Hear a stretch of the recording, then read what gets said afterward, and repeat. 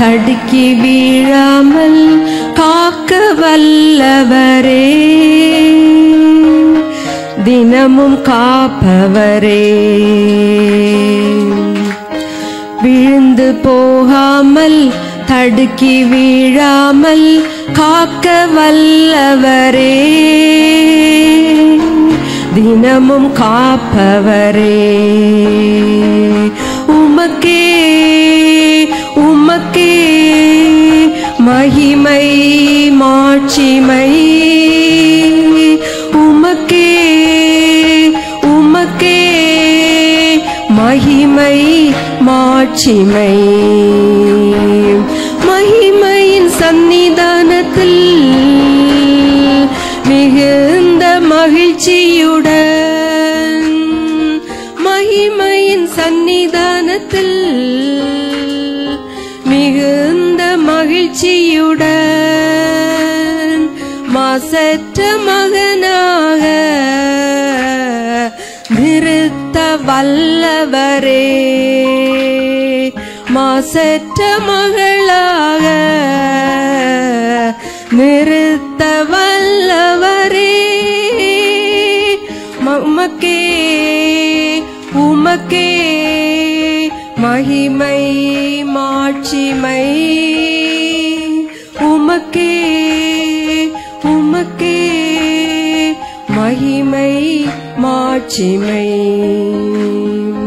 அதிகாரம் வல்லமை கனமும் மகத்துவமும், அதிகாரம் வல்லமை கனமும் மகத்துவமும், இப்போதும் எப்போதுமே உமக்கே உரித்தாகட்டும், இப்போதும் எப்போதுமே உமக்கே உரித்தாகட்டும். உமக்கே உமக்கே மகிமை மாட்சிமை, உமக்கே உமக்கே மகிமை மாட்சிமை. மெய்ஞானம் நீர்தானையா, இரட்சகரும் நீர்தானையா, மெய்ஞானம் நீர்தானையா, இரட்சகரும் நீர்தானையா, மீட்பரும் நீர்தானையா, என் மேய்ப்பரும் நீர்தானையா, மீட்பரும் நீர்தானையா, என் மேய்ப்பரும் நீர்தானையா. உமக்கே உமக்கே மகிமை மாட்சிமை, உமக்கே உமக்கே மகிமை மாட்சிமை. விழுந்து போகாமல் தடுக்கி வீழாமல் காக்க வல்லவரே, தினமும் காப்பவரே. நேத்து 2 விஷயம் பாதியில விட்டுட்டேன். 2 ಕಾರ್ಯಗಳನ್ನ ಅರ್ಧದಲ್ಲಿ ನಿಲ್ಲಿಸ್ಬಿಟ್ಟೆ ನೆನ್ನೆ. ಯಾರುமே நீங்க சொல்லல, ಯಾರು ನೀವು ಹೇಳಲಿಲ್ಲ. நான் மைண்ட் மேப்பிங் இல்லாம போயிட்டேன். ನಾನು ಮೈಂಡ್ ಮ್ಯಾಪಿಂಗ್ ಇಲ್ಲದೆ ಹೋಗ್ಬಿಟ್ಟೆ. ஒரு காரியம் சொன்னா இதுக்கு அடுத்து என்ன காரியம், அதுக்கு அடுத்து என்ன காரியம், அதுக்கு அடுத்து என்ன காரியம் ஒரு காம்ப்ரிஹென்ஷன் இருக்கணும். ಈಗ ಒಂದು ಕಾರ್ಯ ಹೇಳಿದ ನಂತರ ಏನು ಏನು ಎಂಬುದಾಗಿ ಒಂದು ಕಾಂಪ್ರಿಹೆನ್ಷನ್ ಇರಬೇಕು. நான் ஒரு காரியத்தை இன்ட்ரெஸ்டா சொல்லும்போது அப்படியே விட்டுட்டு டைமை பார்த்துட்டு ரஷ் அப் பண்ணிட்டேன். ಈಗ ನಾನು ಒಂದು ಕಾರ್ಯವನ್ನು ಇಂಟ್ರೆಸ್ಟ್ ಆಗಿ ಹೇಳುವಾಗ ಟೈಮ್ ನ ನೋಡಿ ಅದನ್ನ ರಶ್ ಅಪ್ ಮಾಡಿಬಿಟ್ಟೆ. ஒருத்தர் இயேசுவின் நாமத்துல வெளியவான்னார் ஒரு பிசாச. ಈಗ ಒಬ್ರು ಒಂದು ದುರಾತ್ಮನನ್ನ ಯೇಸುವಿನ ನಾಮದಲ್ಲಿ ಹೊರಗಡೆ ಬಾ ಅಂತ ಹೇಳಿದ್ರು. அது போடாண்டு போயிருச்சு. ಅದು ಹೋಗೋಲಿ ಅಂತ ಹೇಳ್ತು. இன்னொருத்தர் இந்த name of Jesus I command you come out of this body இங்கிலீஷ்ல சொன்னார், அப்பயும் போடாண்டு போயிருச்சு. ಇನ್ನೊಬ್ರು ಆಂಗ್ಲ ಭಾಷೆಯಲ್ಲಿ ಯೇಸುವಿನ ನಾಮದಲ್ಲಿ ನಿನಗೆ ಆಜ್ಞೆ ಕೊಡ್ತೀನಿ ಅಂತ ಹೇಳಿದ್ರು ಕೂಡ ಆ ವ್ಯಕ್ತಿನ ನೋಡಿ ನೀನು ಹೋಗಲಿ ಅಂತ ಹೇಳ್ತು. ஆனா சகோதரர் டிஜிஎஸ் தினகரன் கார்ல இருந்து காலை கீழே வச்சாரு தரையில, இவன் ஐயோ வந்துட்டாரன்னு கீழே போட்டான். ಈಗ ಸಹೋದರರು DGS ದಿನಕರನ್ ಅವರು ಕಾರಿಂದ ಕಾಲನ್ನು ಹೊರಗಡೆ ಇಟ್ಟಾಗ ಇಲ್ಲಿದ್ದಂತ ವ್ಯಕ್ತಿ ದುರಾತ್ಮ ಹಿಡಿದವನು ಬಂದ್ಬಿಟ್ರು ಎಂಬುದಾಗಿ ಬಿದ್ದು ಹೋಗ್ತಾನೆ. அவர் வந்து எப்படி அந்த பிசாசை விரட்டினாருன்னு கேட்டேன். ಅವರು ಬಂದು ಯಾವ ರೀತಿ ಆ ದುರಾತ್ಮನನ್ನ ಓಡಿಸಿದ್ರು ಎಂಬುದಾಗಿ ಕೇಳಿದೆ. அதை நான் சொல்லாம போயிட்டேன். ಅದನ್ನ ನಾನು ಹೇಳ್ದೆ ಹೋಗ್ಬಿಟ್ಟೆ. ಬಂದ್ರು ಬಂದ್ಬಿಟ್ಟು எப்படி விரட்டி இருப்பாருன்னு நினைக்கிறீங்க? ಹೆಂಗೆ ಓಡಿಸಿರ್ತಾರೆ ಅಂತ ನೀವು ನೆನೆಸ್ತೀರಾ? உனக்கு இங்க என்ன வேலை, வெளியே போனார். இவரு சொல்லிட்டாருங்க, அது get out of this place. உனக்கு இங்க என்ன வேலை, சாப்பிட்டா உனக்கு இங்க என்ன வேலை, உன்னை கட்டளையிடுகிறேன் அப்படிலாம் ஒன்னும் கத்தல அவரு. ಈಗ ನಿನಗೆ ಆಜ್ಞೆ ಕೊಡ್ತೀನಿ ಅಂತಲ್ಲ ಏನು ಕಿರಿಚಿದೆ. உனக்கு இங்க என்ன வேலை, வெளியே போனார். ಇಲ್ಲಿ ಏನ್ ಕೆಲಸ ನಿನಗೆ, ಹೋಗ ಆಚೆ. அவன் டொப்புன்னு விழுந்துட்டான். ಅವನ್ ದಬಾರಂತ ಬಿದ್ದ, மயங்கி விழுந்துட்டான். ಅವನು ಪ್ರಜ್ಞೆ ತಪ್ಪಿದ್ದ. சொன்னாரு அவனுக்கு தண்ணி தெளிச்சு ಅವನಿಗೆ ನೀರ್ ಹಾಕಿ, அவன் தெளிஞ்ச உடனே அவனுக்கு ஏதாவது இட்லி தோசை வாங்கி கொடுத்து கூட்டிட்டு வாங்கன்ட்டு ரூம் போயிட்டாரு. ಈಗ ಅವನಿಗೆ ಏನಾದ್ರು ಸರಿ ಆದ್ಮೇಲೆ ಇಡ್ಲಿ ದೋಸೆ ಕೊಡಿಸಿ ನೀವು ರೂಮ್ ಕರ್ಕೊಂಡ್ಬರ್ರಿ ಅಂತ ಹೇಳಿದ್ರು. 1 மணி நேரத்துக்கு அப்புறம் அவர் ரூம்ல வந்தான். 1 ಗಂಟೆ ನಂತರ ಆ ವ್ಯಕ್ತಿ ಅವರ அந்த பிசாசை பத்தி எதுவுமே அவர் பேசல. அவர் ಏನು ಕೂಡ ದುರಾತ್ಮನ ಬಗ್ಗೆ ಮಾತಾಡ್ಲಿಲ್ಲ. அவருடைய மகளுக்கு திருமணம் நடக்கணும், தூத்துக்குடின்ற ஊர்ல இருந்து வந்திருந்தாரு அவர். ಈಗ ಅವ್ರ ಮಗಳಿಗೆ ಮದುವೆ ಆಗಬೇಕು ಅಂತ ಹೇಳಿ ತೂತುಕುಡಿ ಎಂಬ ಊರಿಂದ ಬಂದಿದ್ರು ಅವರು. அதுக்காக ஜெபிச்சாரு, ಅದಕ್ಕಾಗಿ ಪ್ರಾರ್ಥನೆ ಮಾಡಿದ್ರು. அவர் போயிட்டாரு. ಅವ್ರು ಹೋಗ್ಬಿಟ್ರು. நான் கேட்டேன், இந்த பிசாசை விரட்டினதெல்லாம் ஏன் அவர்கிட்ட நீங்க பேசலன்னு கேட்டேன். ನಾನು ಕೇಳಿದೆ, ಯಾಕೆ ದುರಾತ್ಮನನ್ನು ಓಡಿಸಿದ್ದಲ್ಲ ಅವ್ರ ಹತ್ರ ಮಾತಾಡ್ಲಿಲ್ಲ ಅಂತಾಗಿ. எதுக்கு பிசாசை பத்தி பேசணும், ಯಾಕೆ ನಾವು ದುರಾತ್ಮನ ಬಗ್ಗೆ ಮಾತಾಡಬೇಕು, எப்படி நீங்க உங்களுக்கு மட்டும் அந்த பிசாசு பயந்து போச்சுன்னு கேட்டேன். ಹೆಂಗೆ ನಿಮಗ್ ಮಾತ್ರ ಆ ದುರಾತ್ಮ ಹೆದರಿ ಹೋಯ್ತು ಎಂಬುದಾಗಿ. உங்களுக்கு ಮುன்னாಡಿ ಎಲ್ಲ பிசாசை விரட்டினாங்க, ಅದು பிசாசு போல. ನೀವು ಬರೋದಕ್ಕೆ ಮುಂಚಿತವಾಗಿ ಅನೇಕರು ದುರಾತ್ಮನನ್ನು ಓಡಿಸಿದ್ರು, ಆದ್ರೆ ಅದು ಓಡ್ಲಿಲ್ಲ. ஆனா நீங்க வந்து சொன்னே அந்த பிசாசு போயிடுச்சு. ಆದ್ರೆ ನೀವು ಬಂದು ಹೇಳಿದ ಕೂಡಲೇ ಆ ದುರಾತ್ಮ ಹೋಯ್ತಲ್ಲ. நீங்க பெருசா போராடல, ನೀವು ಯಾವುದೇ ರೀತಿಯಾದ ದೊಡ್ಡ ಹೋರಾಟ ಮಾಡಲಿಲ್ಲ, நீங்க ಶೌಟ್ பண்ணல, ನೀವು ಶಬ್ದವನ್ನು ಹೆಚ್ಚಿಸಲಿಲ್ಲ, சாதாரணமா பேசுனீங்க, ಸಾಧಾರಣವಾಗಿ ಮಾತಾಡಿದ್ರಿ. அவ்வளவு பெரிய பிசாசு, ಅಷ್ಟು ದೊಡ್ಡ ಒಂದು ದುರಾತ್ಮ சாதாரணமா சொல்லும்போது வெளியே போயிருச்சு. ಸಾಧಾರಣ ಒಂದು ಮಾತಿಗೆ ಹೊರಗಡೆ ಹೋಯ್ತು. இது எப்படி சாத்தியமாச்சுன்னு கேட்டேன். ಇದು ಹೆಂಗೆ ಸಾಧ್ಯವಾಯ್ತು ಎಂಬುದಾಗಿ ಕೇಳಿದೆ. நான் இருந்த உபவாசமும் ஜெபமும், ನಾನು ಇದ್ದಂತ ಉಪವಾಸ ಮತ್ತು ಪ್ರಾರ್ಥನೆ ಎಂಬುದಾಗಿ ಹೇಳಿದ್ರು. அதாவது இன்னைக்கு பிசாசு வரனா இன்னைக்கு உபவாசம் இருந்து போறது அப்படி இல்ல. ಆದ್ರೆ ಇವತ್ತು ದುರಾತ್ಮನನ್ನು ಓಡಿಸಬೇಕಂದ್ರೆ ಇವತ್ತು ಬೆಳಗ್ಗೆಯಿಂದ ಉಪವಾಸ ಇದ್ದು ಅದು ಓಡೋಗೋದಲ್ಲ. frequent fasting and prayer இருக்கிறது. ಯಾವಾಗಲೂ ತನ್ನ ಒಂದು ಸೇವೆಯ ಹಾದಿಯಲ್ಲಿ ದಿನನಿತ್ಯ ಆವಾಗ ಉಪವಾಸದಿಂದ ದಿನನಿತ್ಯ ಪ್ರಾರ್ಥನೆಯಿಂದ ಇರೋದು. அது எங்க இருக்கு கேட்டீங்கன்னா மத்தேயு 17 அதிகாரம் 21வது வசனத்துல இருக்கு. ಮತ್ತೇನ ಪುಸ್ತಕ 17ನೇ ಅಧ್ಯಾಯ 21ನೇ ವಾಕ್ಯದಲ್ಲಿ ಆ ವಾಕ್ಯ ಹೇಳಲ್ಪಟ್ಟಿದೆ. இந்த வகை ஜாதி பிசாசு உபவாசத்தினாலும் ஜெபத்தினாலும் அன்றி வேற எந்த விதத்திலும் போகாது. ಈ ಜಾತಿಯ ದುರಾತ್ಮಗಳನ್ನು ಉಪವಾಸದಿಂದ ಪ್ರಾರ್ಥನೆಯಿಂದ ಮಾತ್ರ ಓಡಿಸೋದಕ್ಕೆ ಸಾಧ್ಯ ಎಂಬುದಾಗಿ. நீங்க ஃபாஸ்டிங் இருக்கும்போது என்ன பண்ணணும் கேட்டீங்கன்னா அதிகமாக பைபிளை படிக்கணும். ಈಗ ನೀವು ಉಪವಾಸದಿಂದ ಇರುವಾಗ ಏನ್ ಮಾಡಬೇಕು ಅಂತಂದ್ರೆ ಹೆಚ್ಚಾಗಿ ಸತ್ಯವೇದವನ್ನು ಓದಬೇಕು. ஒரு நார்மலா ஒரு நாளைக்கு 10 இருந்து 15 அதிகாரம் நீங்க படிக்கணும். ಯಥಾರ್ಥವಾಗಿ ಒಂದು ದಿನಕ್ಕೆ 10 ರಿಂದ 15 ಅಧ್ಯಾಯಗಳನ್ನ ನಾವು ಧ್ಯಾನಿಸಬೇಕು. உங்களுக்கு பல வேலைகள் இருக்கும், ನಿಮಗೆ ಅನೇಕ ಕೆಲಸಗಳು ಇರುತ್ತದೆ. காலையில ஒரு 10 அதிகாரம் 7-8 அதிகாரம் படிக்கிறீங்க வைங்க. ಬೆಳಗಿನ ಸಮಯದಲ್ಲಿ ಒಂದು 7 ರಿಂದ 8 ಅಧ್ಯಾಯ ಓದ್ತೀರಾ ಅಂತ ಇಟ್ಕೊಳ್ಳೋಣ. மத்தியான நேரத்துல ஒரு 4-5 படிங்க. ಮಧ್ಯಾಹ್ನ ಸಮಯದಲ್ಲಿ ಒಂದು 4 ರಿಂದ 5 ಅಧ್ಯಾಯ ಓದೋಣ. ராத்திரியில ஒரு 4-5 அதிகாரம் படிங்க. ರಾತ್ರಿಯಲ್ಲಿ ಒಂದು 4 ರಿಂದ 5 ಅಧ್ಯಾಯ ಓದೋಣ. ஒரு நாளைக்கு ஒரு 15 அதிகாரமாவது படிங்க. ಒಂದು ದಿನಕ್ಕೆ 15 ಅಧ್ಯಾಯಗಳನ್ನಾದ್ರೂ ಧ್ಯಾನ ಮಾಡಲೇಬೇಕು. இன்னைக்கு தேதி என்ன? ಇವತ್ತೇನು ತಾರೀಕು? 29வது அதிகாரம் நீதிமொழிகள்ல படிச்சிட்டு இந்த இதை பண்ணுங்க. ಈಗ 29ನೇ ಅಧ್ಯಾಯ ಜ್ಞಾನೋಕ್ತಿಗಳ ಪುಸ್ತಕದಿಂದ ಓದಿ ಈ ಕೆಲಸವನ್ನು ಶುರು ಮಾಡ್ರಿ. அப்படியே நீங்க படிச்சுக்கிட்டே இருந்தீங்கன்னா, ಹಿಂಗೆ ನೀವು ಓದ್ತಾ ಇದ್ರೆ, நீங்க உபவாசம் இருந்து நீங்க இந்த வார்த்தைகளை படிச்சு ஜெபிக்கும் போது அந்த பவர் உங்களுக்குள்ள வரும். ನೀವು ಉಪವಾಸದಿಂದ ಇದ್ದು ಈ ವಾಕ್ಯಗಳನ್ನ ಧ್ಯಾನ ಮಾಡಿ ಪ್ರಾರ್ಥಿಸುವಾಗ ಆ ಬಲ ನಿಮ್ಮಲ್ಲಿ ತುಂಬಲ್ಪಡುತ್ತದೆ. இந்த வார்த்தைக்குள்ளதான் கர்த்தருடைய வல்லமை இருக்கு. ಈ ವಾಕ್ಯದಲ್ಲಿ ದೇವರ ಬಲ ತುಂಬಿದೆ. ரோமர் 1 அதிகாரம் 16வது வசனத்துல அப்போஸ்தலனாகிய பவுல் சொல்றாரு, தேவனுடைய வல்லமை இந்த வார்த்தைக்குள் இருக்கின்றார். ದೇವರ ಪ್ರಭಾವವು ಈ ವಾಕ್ಯದಲ್ಲಿ ಇದೆ ಎಂಬುದಾಗಿ ರೋಮಾಪುರದವರಿಗೆ ಬರೆದಂತ ಪತ್ರಿಕೆ 1ನೇ ಅಧ್ಯಾಯದಲ್ಲಿ ಬರೆಯಲ್ಪಟ್ಟಿದೆ. எபிரேயர் 4 அதிகாரம் 12வது வசனத்துல அப்போஸ்தலனாகிய பவுல் சொல்றாரு, இந்த வார்த்தைக்குள்ள கர்த்தருடைய வல்லமையும் ஜீவனும் இருக்குது. 4:12 ಎಬ್ರೆಯದವರಿಗೆ ಬರೆದಂತ ಪತ್ರಿಕೆಯಲ್ಲಿ ಪೌಲನು ಈ ರೀತಿಯಾಗಿ ಹೇಳುತ್ತಾನೆ, ಈ ದೇವರ ವಾಕ್ಯದಲ್ಲಿ ಪ್ರಭಾವವು ಮತ್ತು ಜೀವವು ಉಂಟು ಎಂಬುದಾಗಿ. இந்த வார்த்தைக்குள்ள ஜீவன் இருக்கு, ಈ ವಾರ್ತೆಯಲ್ಲಿ ಜೀವ ಉಂಟು, இந்த வார்த்தைக்குள்ள வல்லமை இருக்கு, ಈ ಒಂದು ಸತ್ಯ ಮಾತಿನಲ್ಲಿ ಬಲ ಉಂಟು. இது என்ன செய்யணும் கேட்டீங்கன்னா, ಇದು ಏನು ಮಾಡುತ್ತದೆ ಅಂತಂದ್ರೆ உங்களுடைய ஆவி ஆத்துமா சரீரத்தை ஊடுருவி செல்லக்கூடிய வல்லமை இந்த வார்த்தைக்குள்ள இருக்கு. ನಿಮ್ಮ ಪ್ರಾಣ ಆತ್ಮ ಶರೀರದ ಅಂತರಾಳಕ್ಕೆ ಹೋಗುವಂತ ಒಂದು ಶಕ್ತಿ ಈ ದೇವರ ವಾಕ್ಯಕ್ಕಿದೆ. அதனாலதான் இந்த வார்த்தை இயேசுவின் நாமத்துல நீ வெளியே போனா அது நடக்குது. ಆದ ಕಾರಣ ನಾವು ಈ ಮಾತು ಯೇಸುವಿನ ನಾಮದಲ್ಲಿ ಹೊರಗಡೆ ಹೋಗು ಅಂದ ಕೂಡಲೇ ಅಲ್ಲಿ ಕಾರ್ಯ ಜರುಗುತ್ತದೆ.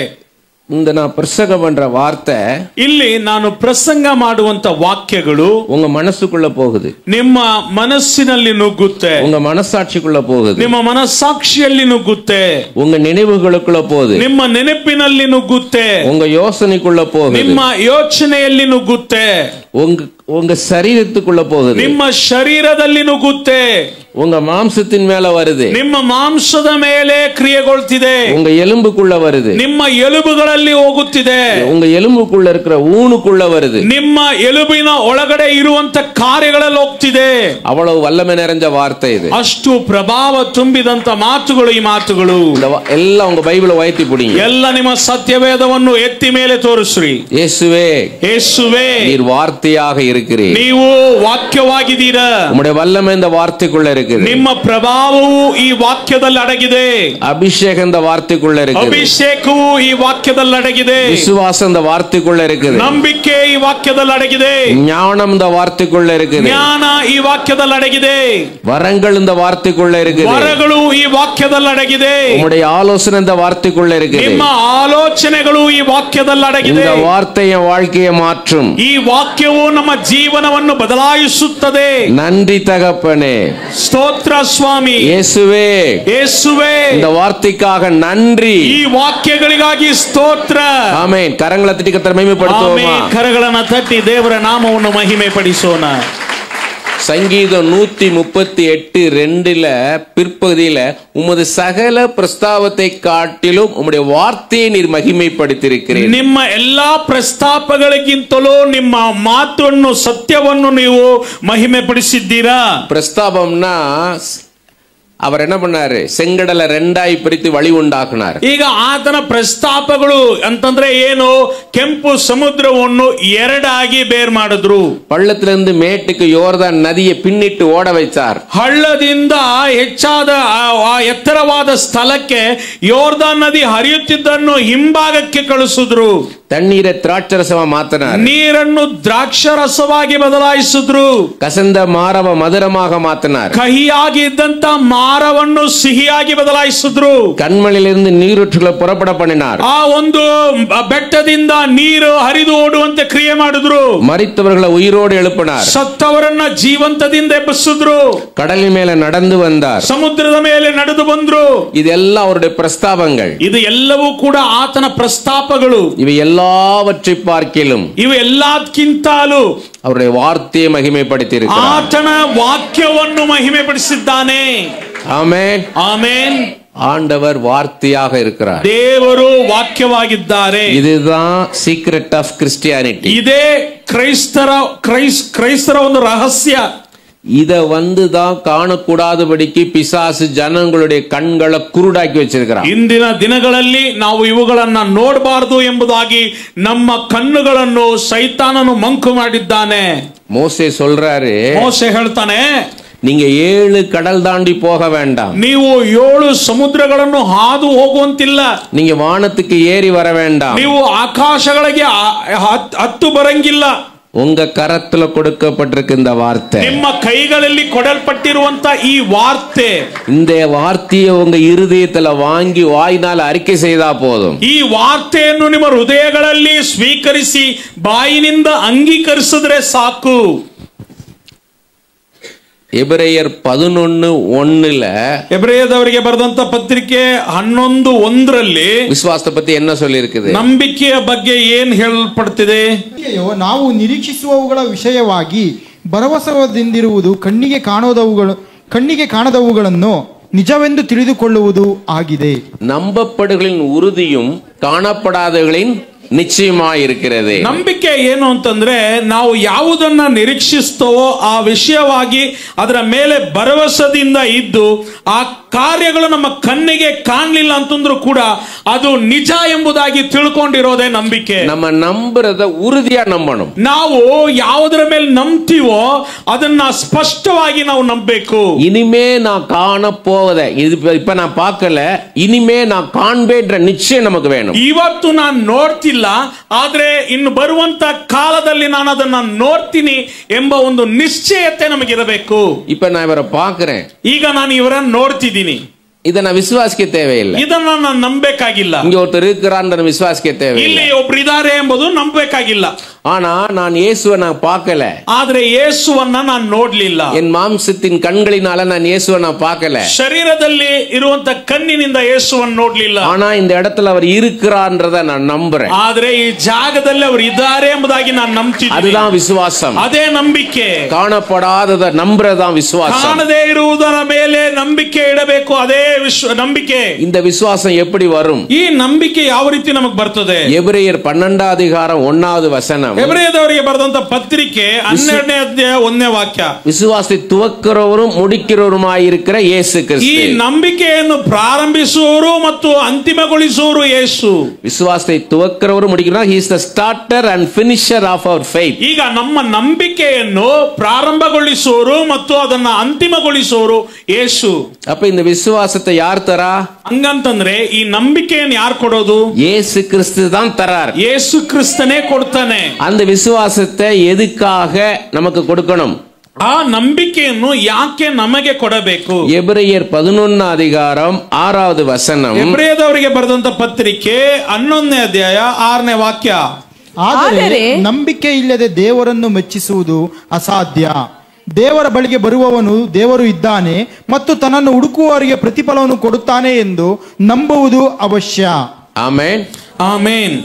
விசுவாசம் இல்லாமல் தேவனுக்கு பிரியமாயிருப்பது கூடாத காரியம். ನಂಬಿಕೆ ಇಲ್ಲದೆ ದೇವರನ್ನು ಮೆಚ್ಚಿಸುವುದು ಆಗದೆ ಇರುವಂತ ಕಾರ್ಯ. நீங்க இயேசுவுக்கு பிரியமா இருக்கணும்னா உங்கள்ட்ட விசுவாசம் இருந்தாதான். ನೀವು ಯೇಸು ಮೆಚ್ಚುವಂತೆ ಜೀವನ ನಡೆಸಬೇಕು ಅಂದ್ರೆ ನಿಮ್ಮಲ್ಲಿ ನಂಬಿಕೆ ಇರಬೇಕು. உங்களுக்கு விசுவாசம் இல்லைன்னா நீங்க இயேசுவுக்கு பிரியமா இருக்க முடியாது. ನೀವು ನಂಬಿಕೆ ಇಲ್ಲದಿದ್ರೆ ದೇವರನ್ನು ಮೆಚ್ಚಿಸುವಂತೆ ಇರಕ್ಕಾಗೋದಿಲ್ಲ. அதுல ரெண்டு காரியம் இருக்குது. ಇದರಲ್ಲಿ ಎರಡು ವಿಷಯಗಳಿದೆ. இப்பொழுதும் இயேசு கிறிஸ்து உயிரோடு இருக்கிறார்ன்றதை நீங்க நம்பணும். ಈಗಲೂ ಯೇಸು ಸ್ವಾಮಿ ಜೀವಂತದಿದ್ದ ಇದ್ದಾನೆ ಎಂಬುದನ್ನು ನೀವು ನಂಬಬೇಕು. அவர் நம்ம கேட்டா கொடுப்பார்ன்றதை நம்பணும். நீங்க ಕೇಳಿದ್ರೆ ಆತನು ಕೊಡ್ತಾನೆ ಎಂಬುದನ್ನು ನಂಬಬೇಕು. எதுக்காக இந்த விசுவாசம் முக்கியம்? ಯಾಕೆ ಈ ನಂಬಿಕೆ ಮುಖ್ಯ? ரோமர் 12 அதிகாரம் 3வது வசனம். ರೋಮಾಪುರದವರಿಗೆ ಬರೆದಂತ ಪತ್ರಿಕೆ 12 அதிகாரம் 3வது வசனம். 12:3. ಅವನವನುடைய ವಿಶ್ವಾಸத்தின்படி ಅವನವனுக்கு ಅರುಳಪடும். 12:3. ದೇವರು ನನಗೆ ಕೃಪೆ ಮಾಡಿದ ಸೇವೆಯನ್ನು ನಡೆಸಿ ನಿಮ್ಮಲ್ಲಿ ಒಬ್ಬೊಬ್ಬನಿಗೂ ಹೇಳುವುದೇನೆಂದರೆ, ಯಾರು ತನ್ನ ಯೋಗ್ಯತೆಗೆ ಮೀರಿ ತನ್ನನ್ನು ಭಾವಿಸಿಕೊಳ್ಳದೆ ದೇವರು ಒಬ್ಬೊಬ್ಬನಿಗೆ ಎಂತೆಂಥ ವಿಶ್ವಾಸ ಬಲವನ್ನು ಕೊಟ್ಟನೋ ಅದಕ್ಕೆ ತಕ್ಕ ಹಾಗೆ ನ್ಯಾಯವಾದ ಅಭಿಪ್ರಾಯದಿಂದ ತನ್ನನ್ನು ಭಾವಿಸಿಕೊಳ್ಳಬೇಕು. ಆಮೆನ್. இப்ப இவரு நான் இங்க இந்த சர்ச்சில் நான் கீபோர்டு வாசிட்டே இருப்பேன். ಈಗ ನಾನು ಈ ಸಭೆಯಲ್ಲಿ ಕೀಬೋರ್ಡ್ ನುಡಿಸ್ತಾನೆ ಇರ್ತೀನಿ. அவருடைய விசுவாசம் இங்க கீபோர்டு வாசிக்கிறதா. ಆತನ ನಂಬಿಕೆ ಕೀಬೋರ್ಡ್ ಬಾರಿಸೋದು. அப்ப இங்கேயே கீபோர்டு வாசிட்டே இருக்க வேண்டியதா. ಹಂಗಂತಂದ್ರೆ ಇಲ್ಲೇ ಕೀಬೋರ್ಡ್ ಬಾರಿಸ್ತಾ ಇರಬೇಕು. நான் உலகம் முழுக்க போய் நான் கீபோர்டு வாசிப்பேன். ನಾನು ಲೋಕವಲ್ಲ ಹೋಗಿ ಕೀಬೋರ್ಡ್ ಬಾರಿಸ್ತೀನಿ. அப்படி விசுவாசித்தா இவர் உலகம் முழுக்க கொண்டு போவார். ಹಂಗೆ ಈತ ನಂಬಿದ್ರೆ ಈತನ ದೇವರು ಲೋಕವಲ್ಲ ತಗೊಂಡು ಹೋಗ್ತಾರೆ. ஆமென், ಆಮೇನ್.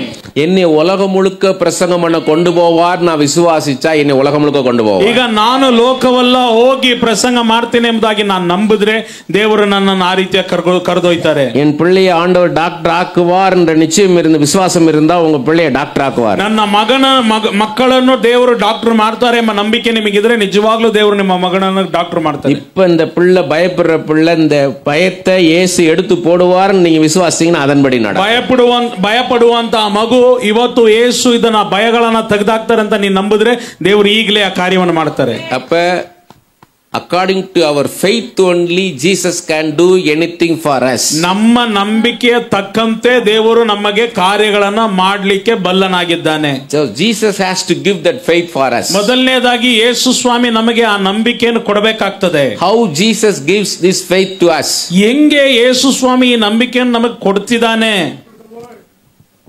ಅದು ಹೆಂಗೆ ಇருக்கு? ಅದು ಎಲ್ಲಿದೆ?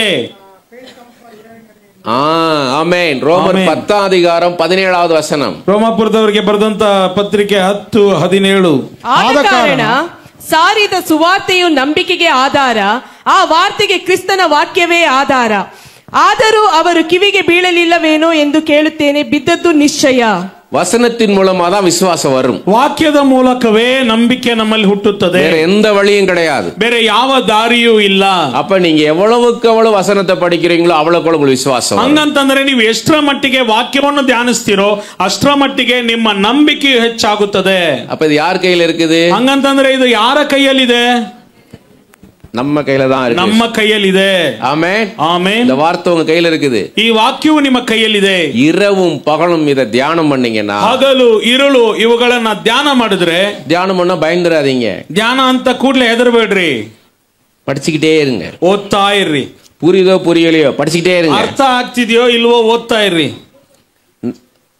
சாமுவேல் புஸ்தகத்துல புரியாதது, ಸಮುವೇಲನ ಪುಸ್ತಕದಲ್ಲಿ ಅರ್ಥ ಆಗದೆ ಇರೋದು ராஜாக்கள் படிக்கும் போது புரியும் உங்களுக்கு. ಅರಸುಗಳನ್ನು ನೀವು ಓದಿ ಮುಗಿಸುವಾಗ ಅರ್ಥ ಆಗ್ಬಿಡುತ್ತೆ. ராஜாக்கள்ல புரியாத காரியம் நாளாகம புஸ்தகத்துல புரியும். ಅರಸುಗಳಲ್ಲಿ ಅರ್ಥ ಆಗದೆ ಇರೋದು ಪೂರ್ವ ವೃತ್ತದ ಕಾಲದಲ್ಲಿ ಅರ್ಥ ಆಗ್ಬಿಡುತ್ತೆ. பழைய ஏற்பாட்டுல புரியாத காரியம் அங்க பவுல் புதிய ஏற்பாட்டுல வெயிட் பண்ணிட்டு இருப்பார் சொல்றாரு. ಹಳೆ ಒಡಂಬಡಿಕೆಯಲ್ಲಿ ನಮಗೆ ಅರ್ಥ ಆಗದೆ ಇರೋದನ್ನ ಹೊಸ ಒಡಂಬಡಿಕೆಯಲ್ಲಿ ನಮಗೆ ತಿಳಿಸೋದಕ್ಕಾಗಿ ಪೌಲ ಕಾಯ್ತಿದ್ದಾನೆ. நீங்க ஜெபம் பண்ணும் போதும், ನೀವು ಪ್ರಾರ್ಥಿಸುವಾಗ தேவ சித்தம் எப்படி தெரிஞ்சுக்கொள்ளணும்னா, ದೇವರ ಚಿತ್ತ ಹೆಂಗೆ ಅನ್ನೋದು ತಿಳ್ಕೋಬೇಕು ಅಂತಂದ್ರೆ, இயேசுவே எனக்கு வசனத்தை காமிங்க, ಯೇಸಯ್ಯ ನನಗೆ ವಾಕ್ಯವನ್ನು ತೋರಿಸು, இயேசுவே எனக்கு வசனத்தை காமிங்க. ಯೇಸಯ್ಯ ನನಗೆ ವಾಕ್ಯವನ್ನು ತೋರಿಸು. எதுக்காக நம்ம டங்ஸ் பேசுறோம்? ಯಾಕೆ ನಾವು ವಾಣಿಗಳನ್ನು ಆಡ್ತೀವಿ? எதுக்காக நம்ம அந்நிய பாஷை பேசுறோம்? ಯಾಕೆ ನಾವು ಅನ್ಯ ಭಾಷೆಗಳನ್ನು ಮಾತಾಡ್ತೇವೆ? எதுக்காக? ಯಾಕೆ? பக்தி விருத்திக்காக. ನಾವು ಭಕ್ತಿ ವೃತ್ತಿ ಹೊಂದೋದಕ್ಕಾಗಿ. உடனே நம்ம என்ன பண்ணிடுறோம்னா ஆமென்னு சொல்லி கையை தட்டி க்ளோஸ் பண்ணிடுறோம். ತಕ್ಷಣವೇ ನಾವು ಏನ್ ಮಾಡ್ತೀವಿ? ಆಮೇನ್ ಅಂತ ಹೇಳಿ ಕೈಗಳನ್ನ ತಟ್ಟಿ ಅದನ್ನ ಅಂತಿಮಗೊಳಿಸ್ತೇವೆ. இதுதான் பெந்தேகோஸ்தேல உள்ள ஒரு பெரிய பாரம்பரிய ಆಪತ್ತು. ಇದೇ ಪೆಂಟಿಕಾಸ್ಟಲ್ ಅಲ್ಲಿ ಇರುವಂತಹ ಒಂದು ದೊಡ್ಡ ಪಾರಂಪರ್ಯವಾದ ಒಂದು ಆಪತ್ತು. அந்நிய பாஷை பேசும்போது நமக்குள்ள என்ன நடக்குது? ಅನ್ಯ ಭಾಷೆಗಳು ವಾಣಿಗಳನ್ನಾಡುವಾಗ ನಮ್ಮಲ್ಲಿ ಏನ್ ಆಗ್ತಿದೆ? எதுக்காக அந்நிய பாஷை பேசணும்? ಯಾಕೆ ನಾವು ವಾಣಿಗಳನ್ನಾಡಬೇಕು?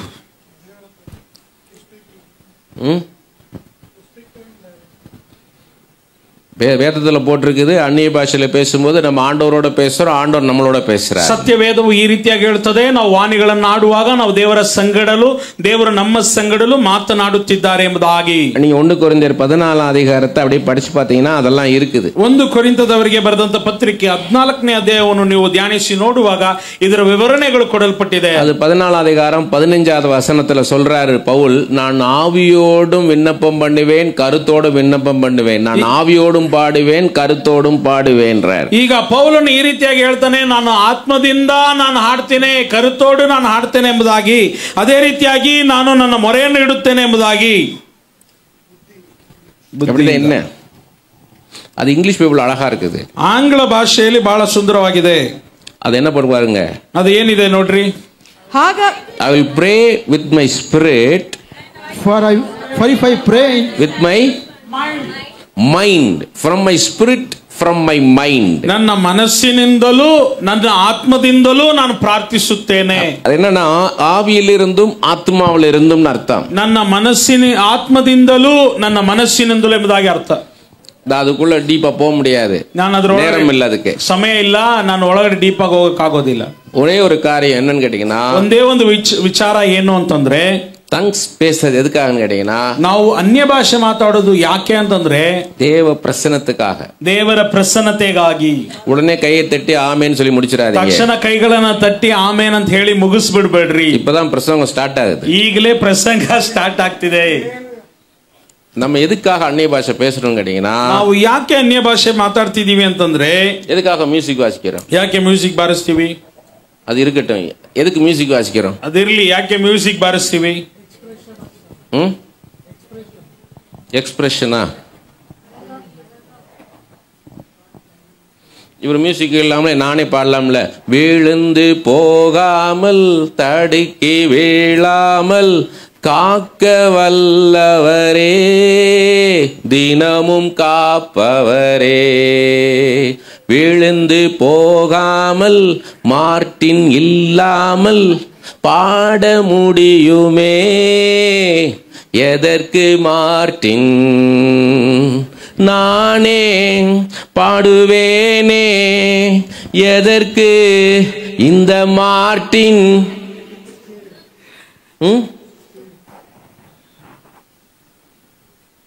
மத்தேயு இல்லாமலே பாடுவேன் நானே, பாஸ்டரும் கீபோர்ட் பிளேயர் என்று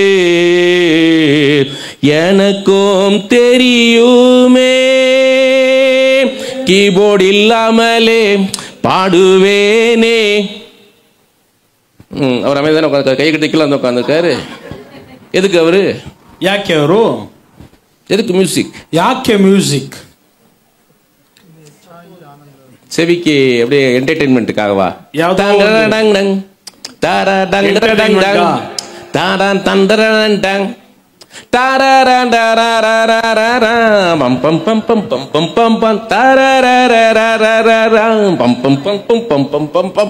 அதுக்கா? ಅದಕ್ಕ?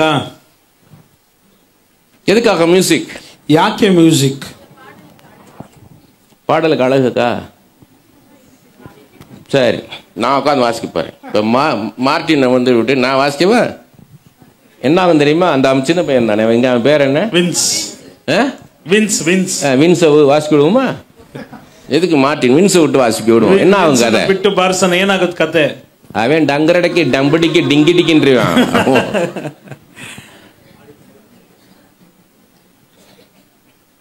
ஆண்டவர் வந்து எப்படி பேசுவான்னு கேட்டீங்கன்னா, ದೇವರು ಯಾವ ರೀತಿ ಮಾತನಾಡ್ತಾರೆ ಅಂತಂದ್ರೆ, ஆண்டவர் எங்க இருக்கிறார்? ದೇವರು ಎಲ್ಲಿದ್ದಾರೆ? பரிசுத்த ஆவியானவராக நமக்குள்ள இருக்கிறார். ಪರಿಶುದ್ಧಾತ್ಮನಾಗಿ ನಮ್ಮ ಒಳಗಡೆ. நம்ம எப்படி பாடுறோம்? எங்களுக்குள்ளே வாசம் செய்யும் ஆவியானவரே, இந்நாளிலும் சித்தம் போல் நடத்தி செல்லும் ஐயா. எங்களுக்குள்ளே வாசம் செய்யும் ஆவியானவரே, இந்நாளிலும் சித்தம் போல் நடத்தி செல்லும் ஐயா.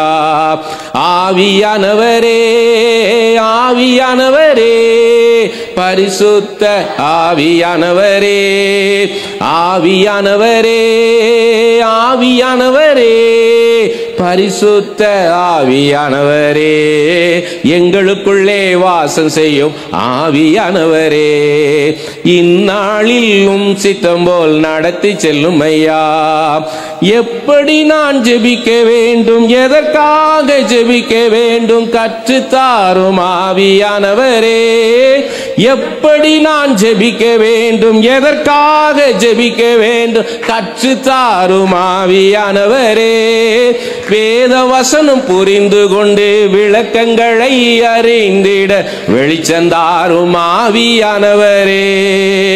வேத வசனம் புரிந்து கொண்டு விளக்கங்களை அறிந்திட வெளிச்சந்தாரும் ஆவியானவரே, ஆவியானவரே, ஆவியானவரே. இப்ப எதாவது சிங்கிங் தான் நான் பண்ணேன். ಈಗ ನಾನೇನ್ ಮಾಡಿದೆ? ಹಾಡಾಡಿದೆ. It's not a worship. ಅದು ವರ್ಷಿಪ್ ಇಲ್ಲ. Just I was singing. ನಾನು ಸುಮ್ಮನೆ ಹಾಡಾಡ್ತಿದ್ದೆ. நான் என்னுடைய கட்டுப்பாட்டில் தான் இருந்தேன். ನಾನು ನನ್ನ ಒಂದು ಕಂಟ್ರೋಲ್ ಅಲ್ಲಿ ಇದ್ದೆ. Just I was singing. நான் பாடினேன், அவ்வளவுதான். ನಾನು ಸುಮ್ಮನೆ ಆಡ್ತಿದ್ದೆ ಅಷ್ಟೇ. தேவ பிரசன்னம் கிடையாது. ದೇವರ ಪ್ರಸನ್ನತೆ ಇಲ್ಲ. ವೈ? ಯಾಕೆ? நான் பேச வந்தது வேற, ஆனா ஆண்டவர் வேற ஏதாவது பேச வச்சிட்டு இருக்காரு. ಈಗ ನಾನು ಮಾತಾಡಕ್ ಬಂದಿದ್ದು ಬೇರೆ, ಆದ್ರೆ ದೇವರು ನನ್ನನ್ನು ಬೇರೆ ಏನೋ ಮಾತಾಡಿಸ್ತೀನಿ. நான் ஞானத்தை குறித்து பேசணும்னு வந்தேன். ನಾನು ಜ್ಞಾನದ ಬಗ್ಗೆ ಮಾತಾಡಬೇಕು ಎಂಬುದಾಗಿ ಬಂದೆ. நேத்தும் இந்த ஞானம் நோட்டை எடுத்துட்டு வந்தேன். ನಿನ್ನೆನೂ ಕೂಡ ಈ ಜ್ಞಾನ ಎಂಬ ನೋಟ್ ತಗೊಂಡ್ ಬಂದೆ. ஆனா ஆண்டவர் நடத்துற விதம் வேறு விதமா இருக்கு. ಆದ್ರೆ ದೇವರು ನಡೆಸುವಂತ ವಿಧ ಬೇರೆ ವಿಧವಾಗಿದೆ. ஏன்னு தெரியல எனக்கு. ಯಾಕೆ ಅಂತ ನನಗೆ ಗೊತ್ತಾಗ್ತಿಲ್ಲ. நான் இன்னும் பைபிளும் திறக்கல, அவர் தான் சாட்சி. ನಾನು ಇನ್ನೂ ಬೈಬಲ್ ತೆರೆದಿಲ್ಲ, நோட்டையும் திறக்கல, ಆ ನೋಟ್ ಬುಕ್ ನಾನು ತೆರೆದಿಲ್ಲ. மனப்பாடம் கிடையாது எல்லாம். ನಾನು ಏನು ಕೂಡ ಬಾಯ್ಪಾಠ ಮಾಡ್ಲಿಲ್ಲ. எனக்கு சுத்தமா மெமரி பவர் கிடையாது. ನನಗೆ ಶುದ್ಧವಾಗಿ ಮೆಮರಿ ಪವರ್ ಇಲ್ಲ. அது இயேசு தான் சாட்சி. ಅದಕ್ಕೆ ಯೇಸುನೇ ಸಾಕ್ಷಿ. மெமரி பவர் கிடையாது. ನನಗೆ ಮೆಮರಿ ಪವರ್ ಇಲ್ಲ.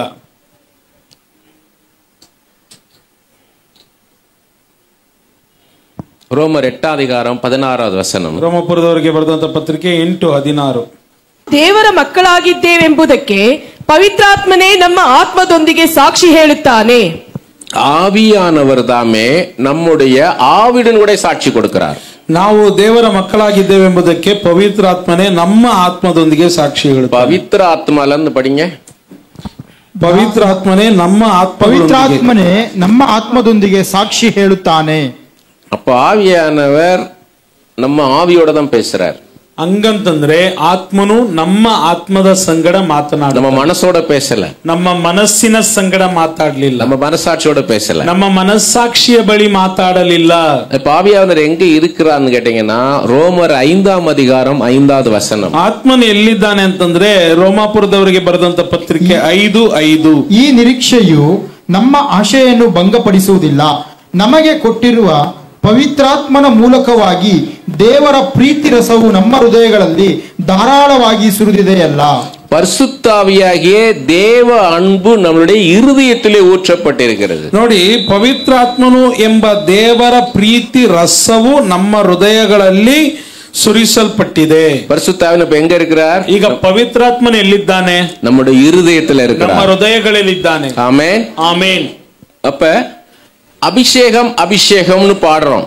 ಈಗ ಅಭಿಷೇಕ ಅಭಿಷೇಕ ಅಂತ ಹಾಡ್ತೀವಿ. அபிஷேகம்னா பரிசுத்த ஆவியானவர் நமக்குள்ள இருக்கிறார். ಅಭಿಷೇಕ ಅಂತಂದ್ರೆ ಏನು? ಪವಿತ್ರಾತ್ಮನು ನಮ್ಮ ಒಳಗಡೆ ಇದ್ದಾನೆ. இதோ ஒரு சந்தனத்தை ஊத்துறதோ இல்ல ஒரு பாலை ஊத்துற அபிஷேகமோ இல்ல, இது பரிசுத்த ஆவியானவர் நமக்குள்ள இருக்கிறார். ಯಾವುದೋ ಗಂಧವನ್ನು ಅಥವಾ ಹಾಲನ್ನು ಸುರಿದು ಅಭಿಷೇಕ ಮಾಡುವಂತ ಆ ಕಾರ್ಯಗಳಲ್ಲ. எல்லாம் உங்க வலது கையை உயர்த்தி, ಎಲ್ಲ ನಿಮ್ಮ ಬಲಗಡೆ ಕೈಯನ್ನೆತ್ತಿ, இயேசுவே ಯೇಸುವೆ, இன்றைக்கு ಇವತ್ತು ನೀವು பரிசுத்த ஆவியானவராக ಪವಿತ್ರಾತ್ಮನಾಗಿ என் இருதயத்திலே வாசம் செய்து கொண்டிருக்கிறீர். ನನ್ನ ಹೃದಯಗಳಲ್ಲಿ ವಾಸಿಸುತ್ತಿದ್ದೀಯಾ. ஆமென், ಆಮೇನ್. கரங்களை தட்டி கர்த்தரை மகிமைப்படுத்துவோமா? ತಟ್ಟಿ ದೇವರ ನಾಮವನ್ನು ಮಹಿಮೆ ಪಡಿಸೋಣ. அப்ப ಆಗ நம்ம என்ன பார்த்தோம்? ஆவியானவர் நம்ம ஆவியோட தான் கம்யூனிகேட் பண்ணுவார். ಈ ವಾಕ್ಯಗಳ ಮುಖಾಂತರ ನಾವು ಏನ್ ತಿಳ್ಕೊತೀವಿ ಅಂತಂದ್ರೆ ಆತ್ಮನು ನಮ್ಮ ಆತ್ಮದ ಸಂಗಡ ಸಂಭಾಷಣೆ ಮಾಡ್ತಾನೆ. நம்ம எப்படி இருக்கோம்னா ஆவி ஆத்மா சரீரமாக இருக்கிறோம். ಈಗ ನಾವು ಹೆಂಗಿರ್ತೀವಿ ಅಂತಂದ್ರೆ ಪ್ರಾಣ ಆತ್ಮ ಶರೀರ. 1 தெசலோனிக்கேயர் 5:23 1 ತೆಸಲೋನಿಕದವರಿಗೆ ಬರೆದಂತ ಪತ್ರಿಕೆ 5:23. 1 தெசலோனிக்கேயர் 5:23. ಶಾಂತಿದಾಯಕನಾದ ದೇವರು ತಾನೇ ನಿಮ್ಮನ್ನು ಪರಿಪೂರ್ಣವಾಗಿ ಪವಿತ್ರ ಮಾಡಲಿ. ನಮ್ಮ ಕರ್ತನಾದ ಯೇಸು ಕ್ರಿಸ್ತನು ಪ್ರತ್ಯಕ್ಷನಾದಾಗ ನಿಮ್ಮ ಆತ್ಮ ಪ್ರಾಣ ಶರೀರಗಳು ದೋಷವಿಲ್ಲದೆ ಸಂಪೂರ್ಣವಾಗಿ ಕಾಣಿಸುವಂತೆ ಕಾಪಾಡಲ್ಪಡಲಿ. இங்கதான் பாக்குறோம், நம்ம ஆவி ஆத்மா சரீரம்னு பாக்குறோம். ಇಲ್ಲಿ ನಾವು ನೋಡ್ತೇವೆ ನಮ್ಮ ಪ್ರಾಣ ಆತ್ಮ ಶರೀರ ಎಂಬುದಾಗಿ. இப்ப நீங்க பாக்குறீங்க, சரீரத்தை பாக்குறீங்க. ಈಗ ನೀವು ನೋಡ್ತೀರಾ, ನನ್ನ ಶರೀರವನ್ನು ನೋಡ್ತೀರಾ. எனக்குள்ள ஒரு ஆத்மா இருக்கு, ஒரு ஆவி இருக்கு. ನನ್ನ ಒಳಗಡೆ ಒಂದು ಪ್ರಾಣ ಇದೆ, ಒಂದು ಆತ್ಮ ಇದೆ. நம்ம சரீரம்ன்றது நான் இப்ப பாக்குறது, நம்ம கேட்கிறது, நம்ம முகந்து பார்க்கிறது, ருசித்து பார்க்கிறது, தொட்டு பார்க்கிறது, 5 ಸೆನ್ಸಸ್. ಈಗ ನಮ್ಮ ಶರೀರ ಅಂತಂದ್ರೆ ನಾವು ನೋಡೋದು, ರುಚಿಸಿ ನೋಡೋದು, ಕೇಳೋದು, ವಾಸನೆ ಹಿಡಿಯೋದು, ಈ ಸ್ಮರಿಸೋದು, ಈ ರೀತಿಯಾದ 5 ವಿಧವಾದ ಸೆನ್ಸಸ್. நம்முடைய ஆத்மா எப்படி இருக்குன்னு கேட்டீங்கன்னா, ಈಗ ನಮ್ಮ ಆತ್ಮ ಯಾವ ರೀತಿ ಇದೆ ಅಂತಂದ್ರೆ, நீங்க எழுதுறதா எழுதிக்கோங்க, இதெல்லாம் இதுதான் ரகசியம். ನೀವು ಬರೆಯೋದಂದ್ರೆ ಬರ್ದಿಟ್ಕೊಳ್ಳಿ, ಇದೇ ರಹಸ್ಯ. மனது, மைண்ட், ಮನಸ್ಸು, அதுக்கு கீழே வில், ಅದರ ಕೆಳಗಡೆ ವಿಲ್ சித்தம், ಚಿತ್ತ, அதுக்கு கீழே எமோஷன்ஸ், உணர்ச்சிகள், ಅದರ ಕೆಳಗಡೆ ಎಮೋಷನ್ಸ್ மனது, ಮನಸ್ಸು, மைண்ட், ಮೈಂಡ್, அதுக்கு கீழே சித்தம், ಅದರ வில், ಕೆಳಗಡೆ ಚಿತ್ತ ವಿಲ್, அதுக்கு கீழே எமோஷன்ஸ், உணர்ச்சிகள், ಅದರ ಕೆಳಗಡೆ ಎಮೋಷನ್ಸ್. இதுதான் நம்ம ஆத்மா. ಇದೇ ನಮ್ಮ ಆತ್ಮ. உங்க வில் எப்படி ஆனா ஃபர்ஸ்ட் நீங்க என்ன பண்ணீங்கன்னா டிசிஷன் எடுத்தீங்க. ಈಗ ವಿಲ್ ಚಿತ್ತದಲ್ಲಿ ನೀವು ಡಿಸಿಷನ್ ತಗೋತೀರಾ. ஒரு குஷ்டரோகி சொல்றானே இயேசு கிறிஸ்து, உனக்கு சித்தம் உண்டானால் என்னை சுத்தமாக்கும். ಈಗ ಒಬ್ಬ ಕುಷ್ಠರೋಗಿ ಯೇಸುವನ್ನು ನೋಡಿ ಹೇಳ್ತಾನೆ, ನಿಮಗೆ ಚಿತ್ತ ಇದ್ರೆ ನನ್ನನ್ನು ಶುದ್ಧ ಮಾಡು ಎಂಬುದಾಗಿ. கெத்செமனே தோட்டத்தில் இயேசு கிறிஸ்து ஜெபிக்கிறார், என்னுடைய சித்தத்தின்படி அல்ல உம்முடைய சித்தத்தின்படி ஆக கடவது. ಗೆತ್ಸೆಮನೆ ತೋಟದಲ್ಲಿ ಯೇಸು ಸ್ವಾಮಿ ಈ ರೀತಿಯಾಗಿ ಪ್ರಾರ್ಥನೆ ಮಾಡ್ತಾರೆ, ನನ್ನ ಚಿತ್ತದಂತೆಲ್ಲ ಸ್ವಾಮಿ ನಿನ್ನ ಚಿತ್ತದಂತೆ ಆಗಲಿ ಎಂಬುದಾಗಿ. யோசுவா 24:15 பார்க்கிறோம். ಯೋಶುವ 24:15 ನೋಡ್ತೀವಿ. யோசுவா சொல்றாரு, நானும் என் வீட்டாரும் என்றால் கர்த்தரையே சேவிப்போம். ನಾನು ನನ್ನ ಮನೆಯವರು ಅಂತಂದ್ರೆ ಯೆಹೋವನನ್ನೇ ಸೇವಿಸುತ್ತೇವೆ ಎಂಬುದಾಗಿ ಯೋಶುವನು ಹೇಳುತ್ತಾನೆ. அதான் டெசிஷன் எடுக்கிறது. ಅಂತಂದ್ರೆ ತೀರ್ಮಾನ ತೆಗೆದುಕೊಳ್ಳೋದು. நீங்க இங்க வரலாம் என்ன பண்ணீங்க, டெசிஷன் எடுத்தீங்க. ನೀವು ಇಲ್ಲಿ ಬರೋಣ ಎಂಬುದಾಗಿ ಒಂದು ತೀರ್ಮಾನವನ್ನು ತೆಗೆದುಕೊಳ್ತೀರಾ. அதான் வில். ಅದೇ ಚಿತ್ತ. உங்க மைண்ட் என்ன சொல்லுச்சுன்னா, ನಿಮ್ಮ ಮನಸ್ಸು ಏನು ಹೇಳುತ್ತದೆ ಅಂತಂದ್ರೆ, செருப்பை வெளியே போட்டா யாராவது எடுத்துட்டு போயிருவாங்க, மேல உள்ள வந்து வச்சிடலாம். ಚಪ್ಪಲಿ ಹೊರಗಡೆ ಇಟ್ರೆ ಯಾರಾದ್ರೂ ಎತ್ಕೊಂಡು ಹೋಗ್ಬಿಡ್ತಾರೆ, ಅದನ್ನ ತಗೊಂಬಂದು ಒಳಗಡೆ ಇಟ್ಬಿಡೋಣ ಎಂಬುದಾಗಿ ಹೇಳ್ತದೆ. இந்த ஓரமா உட்காந்துக்கலாம், ಎಲ್ಲೋ ಒಂದು ಕೋಣೆಯಲ್ಲಿ ಕುತ್ಕೊಳ್ಳೋಣ ಎಂಬುದಾಗಿ. நேர ஃபேன் கீழே உட்கார்ந்த தூக்கம் வந்துடும். ಫ್ಯಾನ್ ಕೆಳಗಡೆ ಕುತ್ಕೊಂಡ್ಬಿಟ್ರೆ ನಿದ್ದೆ ಬಂದ್ಬಿಡುತ್ತೆ. இந்த ட்ரெஸ் போட்டுக்கிடலாம், ಈ ಡ್ರೆಸ್ ಹಾಕೊಳ್ಳೋಣ. இது உங்க மனசு உங்கள்கிட்ட பேசுது. ಇದು ನಿಮ್ಮ ಮನಸ್ಸು ನಿಮ್ಮ ಬಳಿ ಮಾತಾಡೋದು. நீங்க சந்தோஷமா இருக்கிறதும் துக்கமா இருக்கிறதும் தான் உணர்ச்சிகள். ನೀವು ಸಂತೋಷವಾಗಿ ಅಥವಾ ದುಃಖವಾಗಿ ಇರೋದೇ ಭಾವನೆಗಳು. இதுதான் உங்க ஆத்துமான்றது. ಇದೇ ನಿಮ್ಮ ಆತ್ಮ ಅಂತ ಹೇಳೋದು. என் ஆத்துமாவே கர்த்தரை ஸ்தோத்ரி, என் முழு உள்ளமே கர்த்தருடைய பரிசுத்த நாமத்தை ஸ்தோத்ரி, என் ஆத்துமாவே கர்த்தரை ஸ்தோத்ரி, கர்த்தர் செய்த சகல உபகாரங்களை மறவாதேன்னு யார்கிட்ட பேசுறீங்க?